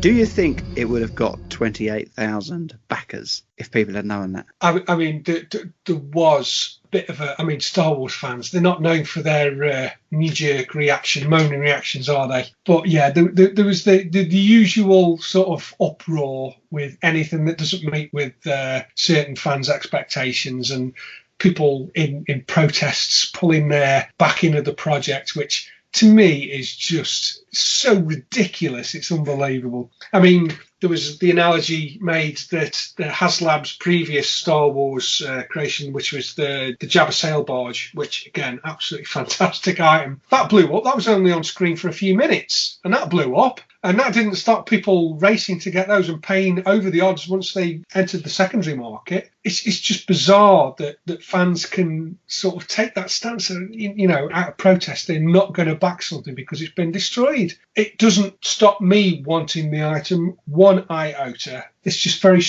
a very strange stance to take on something which, and I think Craig absolutely hit the nail on the head when he described it as the Mandalorian space fan, and I think that is a great analogy, and that's what it is. It's a fantastic vehicle, and why wouldn't you want, if you're a fan of the series, why wouldn't you want this thing? It's brilliant. Yeah, there was a few fans up in arms about it, but let's just ignore those guys. I'll tell you whether I was happy with it blowing up or not, depending on how Zavi do for me. Watch this space. I'm going to ask you this then, right? Because the project ends the date, and then that episode airs. I think it's something like 10 days or so after the end date. Okay, if you'd backed it, you'd backed it at that point when it then happened. Do you think that the dates were tactfully arranged, or do you think that Hasbro actually had no idea that was coming? My personal opinion is, I think if they didn't know officially, I think there must have been people who knew at Hasbro that it was going to happen, because they work fairly closely together. I would imagine people know each other in the industry, the toy industry and the film industry, especially if you're working very closely on creating something like the Razor Crest. I'm positive, and I don't have any evidence for this, so just stick with me. I'm sure that they knew it was going to end up destroyed. I think the whole HasLab Razor Crest thing was, what do the fans want? And at that particular moment in time, they wanted a Razor Crest. So the ball starts rolling, and HasLab gets so far down the line with it, and then they realise, oh God, it's going to get destroyed. Well, we'll just go with it anyway. It shouldn't really matter. And I think they might probably be a bit surprised by some of the responses for the fans. Like I say, these guys that were pulling out of backing the project, and people up in arms about, a toy getting blown. I'm not buying a toy now because it's been blown up. I mean, how ridiculous do you sound? I think they knew. Whether that date for the end date of the HasLab project and the episode airing, that might have been a bit of blind luck, really, or if you can describe it as luck. I think that was probably just coincidence. I can't see that those two things would marry up between the two different companies, Lucasfilm and Hasbro. So, yeah, I think it was a bit of a coincidence, but I think they must have known. I mean, we've just been looking at the Vintage Collection and the Black Series, and we're saying, again, very similar items, maybe not as vast, but they have given us something like the Razor Crest. So you just hope that they now give us the pieces to make a fantastic display in the coming months. But like we've already said, Hot Toys seem to smash it out of the park constantly, and we here at Generation Skywalker, we all have a bit of a love for Hot Toys. Now, Grant, obviously, a lot of these aren't actually out, but they're all available for pre-order. Can you take us through the Hot Toys range that's come from the Mandalorian already? A lot of the 17 characters that have been issued are also relevant in other eras. You've got sort of like some of the Stormtroopers and the Scout Troopers are relevant to the original trilogy or for Rogue One. So if you're looking for unique Mandalorian figures that are just Mandalorian, you have the Mandalorian himself, the child, and then you've got the antagonist Moff Gideon and the heavy infantry Mandalorian. The rest of them are very easy to attribute or reissue under a different banner. So you'll have things like the Shore Trooper, the Transport Trooper, the Death Trooper, and the Incinerator Remnant Stormtroopers, all part of sort of like the Rogue One original trilogy area. A Scout Trooper you could easily reissue as part of Return of the Jedi. As I believe Dan said, IG-11 is basically IG-88, easy to remodel that into a different figure. So the majority of them are actually existing or could be reissued. Or what was the one, the Death Watch Mandalorian? That's a Clone Wars era release. Even though they have a vast library for high-end toys, the Dark Trooper, Moff Gideon, the child, and heavy infantry Mandalorian, and the Mandalorian, that is basically your release. Yeah. The Tusken Raider, that's a New Hope or the Phantom Menace. Do you know what I mean? They're very clever, and I wonder if that's how they're able to make such a good show, by using assets that already exist within their portfolios rather than inventing new ones. There's no Cara Dune, there's no Apollo Creed, there's no Nick Nolte character. There's none of that's come to the forefront yet, or has been announced. There's no Apollo Creed.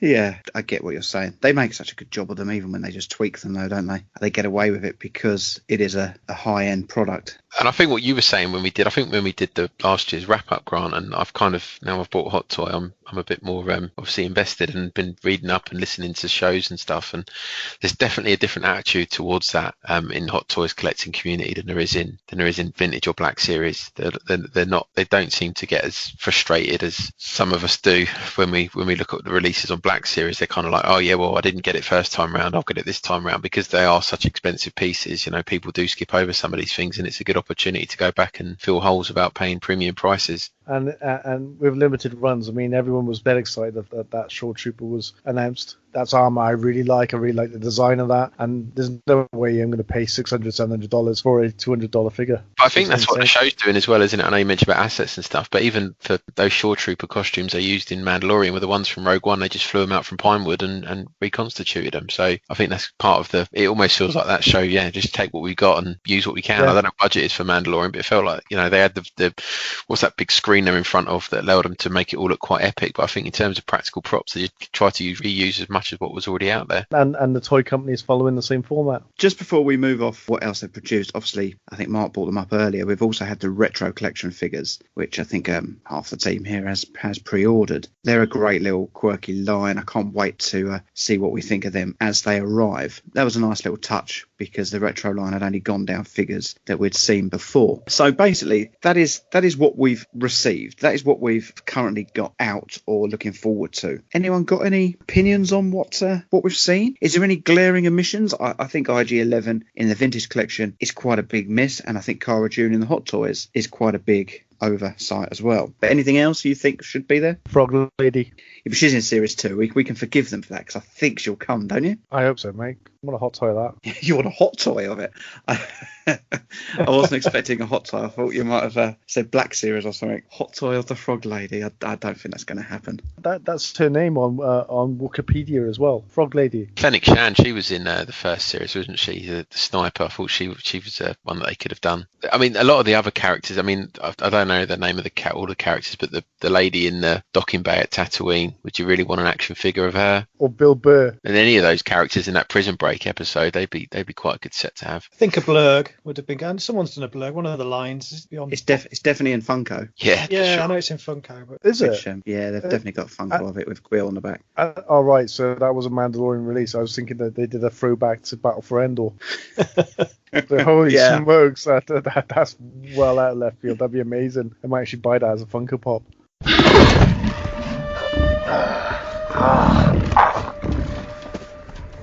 Perhaps if you removed your helmet. Perhaps he remembers I tried to roast him. This is a female. The males are all eaten during mating.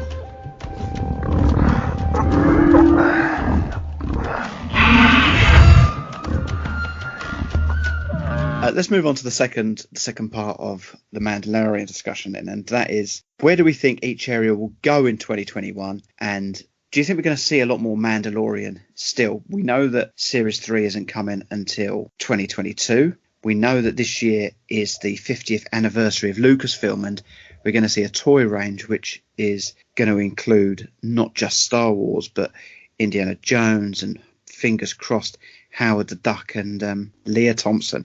Do you think we're going to get her in her smalls so we can make a scene with Howard the Duck? And we're going to get the Boba Fett series coming.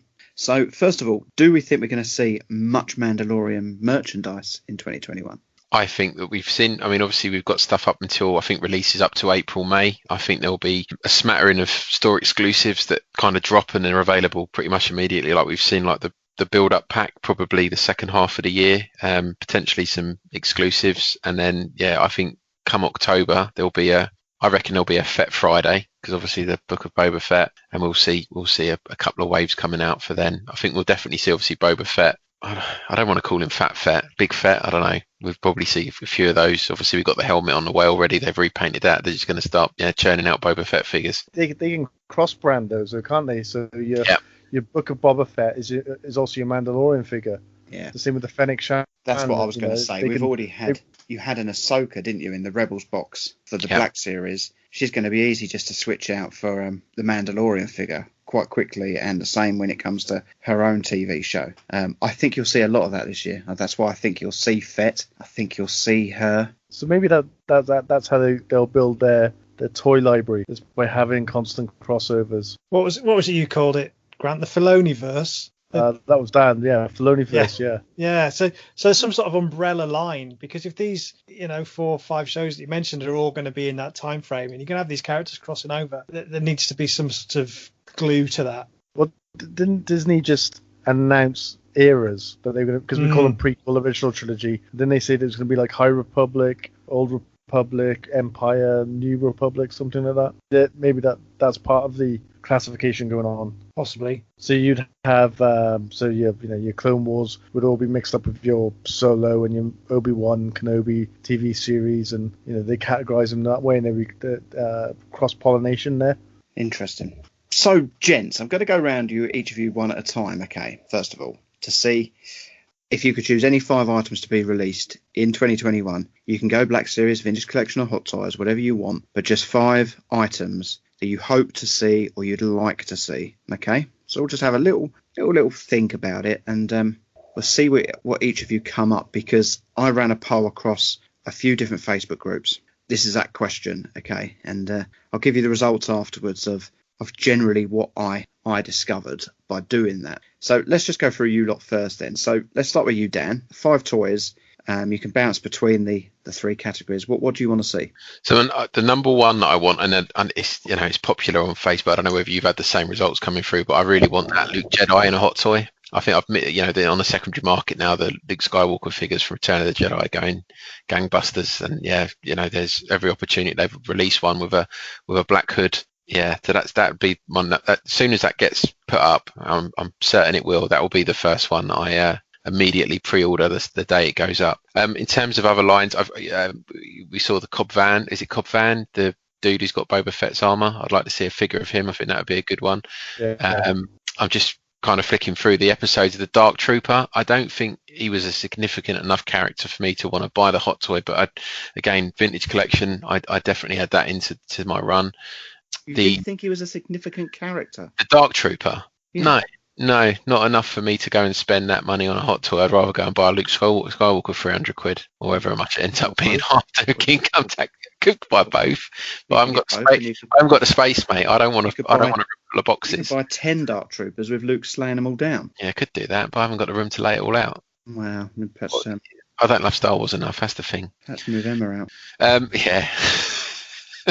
She liked your comments on the Christmas show about Prince decorations. She thought that was quite humorous. I played it back to her. The 3 Mandalorians, so obviously Bo-Katan and her 2 buddies from the episode on the boats. So I'd want those 3 as well. So that's 5, isn't it? Damn, Frog Lady's in that episode as well. Yeah, I'm not interested in a Frog Lady. I'd eat her eggs though. Okay, interesting. Mark, what about yourself? I just hope we get a second wave of retro figures. That's the one thing that I really want to come out either this year or really by next year. Is it would be interesting to see another wave of retro figures, because we've had stuff from existing, which is why I think when they announced the Mandalorian retro line, it's completely left field. I thought, well, why are they doing that? That's a bit strange, isn't it? Given the sort of thinking behind the retro line, it was basically reintroducing old figures to a bigger market rather than just a collector's market. So for them to go down that line, I thought it was a bit strange. But I've invested in that first wave. Very interesting. I like the figures. I think they look really, really cool. Nice to see them give the Mandalorian characters the sort of retro sculpt. So I would love to see a second wave. And out of those, my favourite design is the Transport Trooper. I really, really love that character. I'd also like to see a Black Series helmet of the Transport Trooper's helmet. I think that would look really cool. It's a really nice design, that. Nice. Do you think the next range of retro figures will be Attack of the Clones with it the 20-year anniversary next year? Well, if it is, it is. But if we're talking about wish lists, then that would be what I would love to see. Yeah, nice. What about you, Grant? Frog Lady Hot Toys. Yeah, Frog Lady Hot Toys, Bo-Katan Hot Toys, the Boba Fett, the Cobb Vann. All in Hot Toy. Oh yeah, come on, let's do it. What about that? What's his name? Gore Ganesh. Yeah, chuck him in as well. Nice. So and Lady Proxima as well, please. Lady Proxima. Fair enough. Craig. Yeah, I mean, I agree with all of that. I mean, the Dark Trooper has to be a key figure across all the lines, surely. And I like Frog Lady too. I think she's got that classic Marvel vibe to her. She's cool. And We've already mentioned Cara Dune Hot Toys. I think they do a really good job of her. So yeah, we've mentioned a Blurg. Well, I mentioned a Blurg. I think a Blurg would be nice. Maybe a walking Blurg. And, you know, despite all of the Mandalorian figures that have been out, I still don't think they've done the ultimate. We haven't got a rocket firing Mando who's got a flying pose with a zip wire maybe, or some way of propelling him, or maybe just like one of those sculpted fire bursts. I mean, he does so much. And I think there's still some ways of milking that particular cash cow, keeping him popular while he's off the air. Some interesting suggestions. Now, so I put a little post up on, I think it was 6 or 7 Facebook groups, and all of them got some sort of.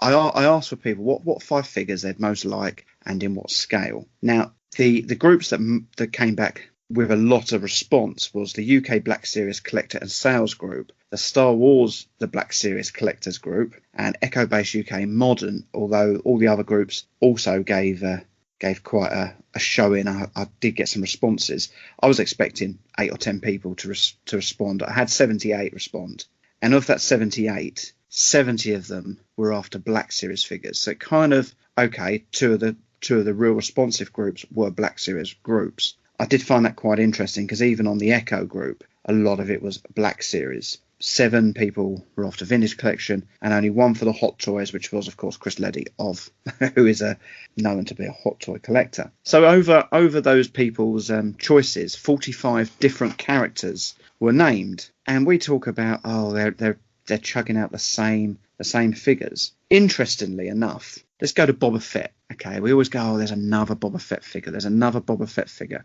Boba Fett in his re-armour at the end of the thing, when he's got his armour as he wants it, was far and away the most favourite and wanted figure. So from 78 people, 43 of them chose that figure, and it was the main figure that people were after. And people wanted all sorts of Fetts. We had the damaged armour when he first gets it back, with him bursting out of it. No armour in him, his kind of robes. And people wanted him in his Tuscan disguise. I mean, 2 people asked for him in a deluxe set with changeable outfits. I think Dave Tree was the first one to actually allude to that on that thread. So quite a lot of people wanting different types of Fets. But interestingly, also, the Dark Trooper was the second most wanted. Fennec Shand was the third. Ahsoka, 4th. Again, another figure we see a lot of. Cobb Vanth, which some of you have mentioned here, was the 5th. Mayfield from the first series, his look in the first series, was 6th. 7th, Cosca Reeves, which we've just been talking about, one of the 3 Mandos. 8 was Luke. 9 was Frog Lady. And the 10th was Mayfield again, but in his tank driver, the transport outfit. So I did think they were, not so much the background characters, kind of the majority of them are main characters, aren't they? I could go through them. I had to actually Google some of the characters on here. I mean, a couple of people wanted a crate dragon in vintage collection size. Ice spiders were coming up. There was more Mando suggestions. Mando with the spear, which people said they hadn't seen. Vintage collection, IG-11 and Bo-Katan were the main ones that came up there. And then you had a smattering of all sorts of stuff.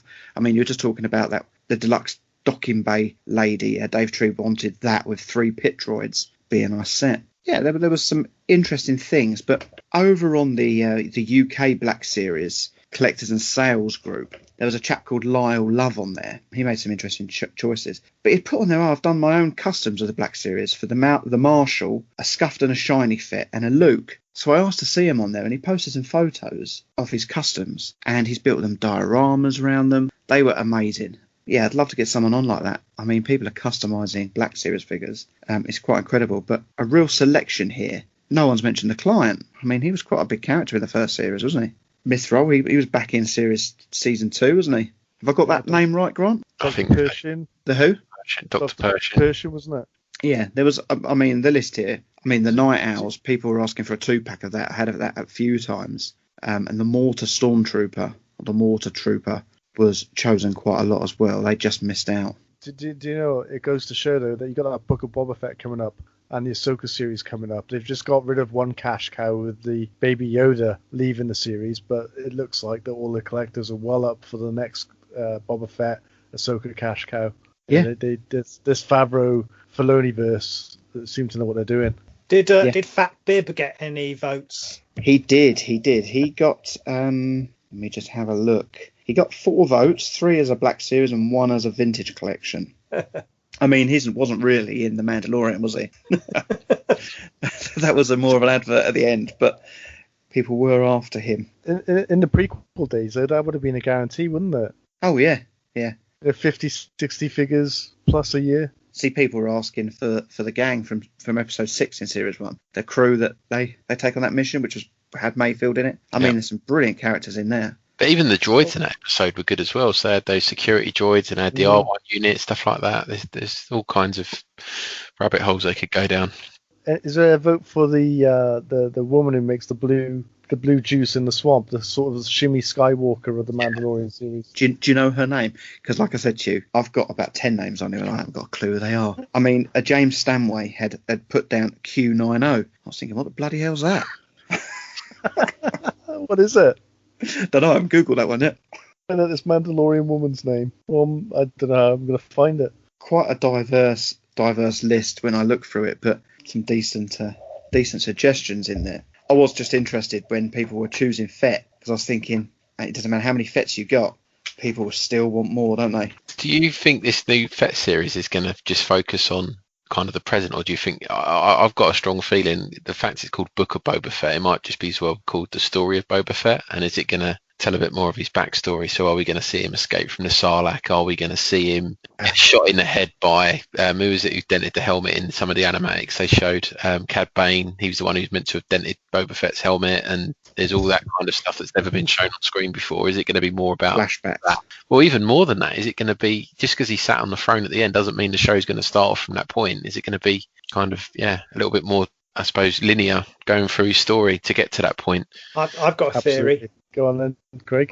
I think it's going to be My Name Is Earl. I think he's got a book, right, and it's all the people who've wronged him. Yeah. He's been out of action since he was in the Sarlacc pit, and he's going to be going around rounding them at one a week. You heard it here first. Yeah. I think you're going to get a flashback to when he had Luke and Han Solo hanging upside down because he had a fever. Yes, friend. And he's riding a great big sea serpent around everywhere. Hey, the other one, the Rangers of the New Republic. What if the Rangers were Han, Luke and Leia? I don't think it would happen. Imagine that. You could get, if they've done a great job of Luke and CG and him, they could do all 3 of them. Is it not Chuck Norris inspired? I don't know. It's just the title at the minute, isn't it?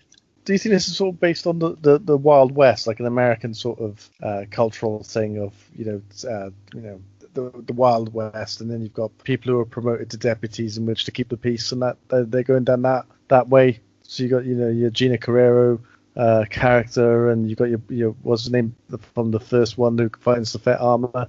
Oh, Cobb Vanth. Yeah, is it based on these? Maybe. Yeah, I don't know really what we've learned from that, apart from everyone just wants Boba Fett figures all the time. So Hasbro, you're doing the right thing, not doing the background characters. Crack on. What do we know? And Frog Lady. And Frog Lady, obviously. Frog Lady. Can you just get a hot toy of Frog Lady? I mean, that would just sit in Sideshow for ages, wouldn't it? Could you imagine if we woke up tomorrow morning and they'd announced it? It'd be hilarious. Yeah, right. The first hot toy peg warmer. I promise you I will buy it if they ever release it, because I know my money's safe. If it comes with a canister of eggs, I'm getting it. Mate, I'm going to get like 5 of them. It's exciting, isn't it? Let's see how the year unfolds. Be loads of surprises.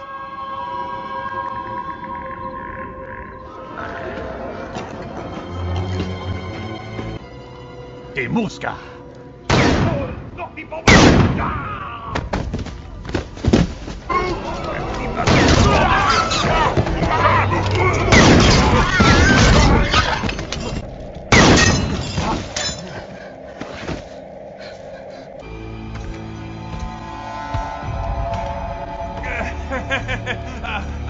Boba! Meeting kahaging puta! Open our vidu!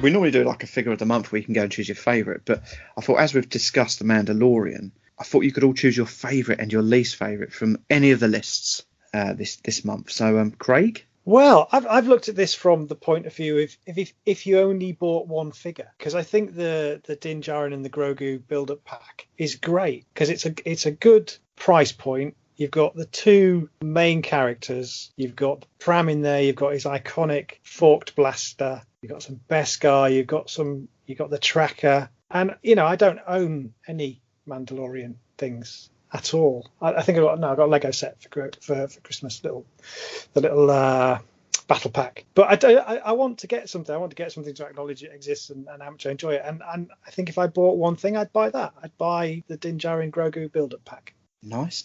And on the other foot then, what would be the piece you would least buy? I don't know. Stormtrooper. Fair enough. Mark? I would probably go for either the Shore Trooper or the Shore Trooper squad leader, just because ever since they appeared in Rogue One, I just think that I just love the design of them. I think they look fantastic, and also possibly the transport trooper, because as I mentioned before, I just love the design of them. I love the helmets and the costumes and everything. Fantastic, love them. Good choice. And what about your least? I'm not sure I've got a least, to be honest with you, mate. I might have to swerve that question, to be honest with you. There isn't anything that really stands out. I think, God. I guess the one thing that really does sort of slightly bug me is, the incinerator trooper. He's got that graphic on his helmet and on his armour. That just looks a bit naff to me. They could have done something more with that. It just looks really flat. So, yeah, that figure, I'll go for that. Grant? The Bo-Katan Black Series, I think, is fantastic. Should be a beautiful hot toy. And I think the Black Series version of it is great as well. The Dark Trooper is also good. As far as ones I don't like, I wasn't really paying attention. Sorry, mate. Any Funko Pops in there? No. No, I'm afraid not, mate. But we'll let you have a Funko Pop. Yeah, all right. Cheers, bud. Dan? So for me, I really like the Moff Gideon in the vintage collection. That's a really good figure. But because I've pre-ordered it and I'm so excited about it coming, I'm going to go with that Mandalorian and the Child Deluxe pack. I've been watching a few videos on YouTube thinking, that's going to look really good in my cabinet, so I'm going to go with that.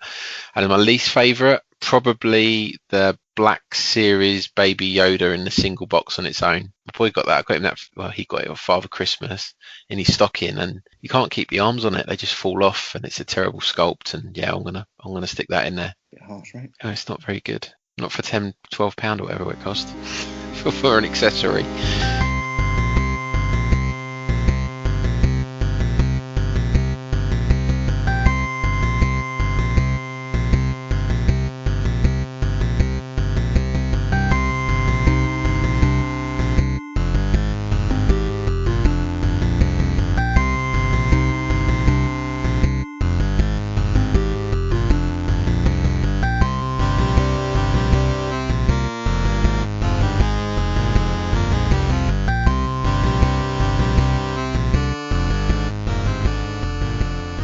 Just to have a bit of a thank you to our listeners, because the Modern Way as a show, the listenership has been growing for the Modern Way, and I have noticed that the older shows are getting a lot of downloads still, and they're all of the shows as a whole are on the rise, and the last few shows always do extremely well. So thank you for listening, and obviously we would love to have some modern guests on as well. I know we've had a couple of guests but relating to vintage. If someone's out there that is really, really into their modern toys and fancies doing an interview with any one of us, we would love to welcome you on. But thank you for sticking with the Modern Way. We hopefully it can grow a bit better in the new year as we give Valentine's Funkos the love they need.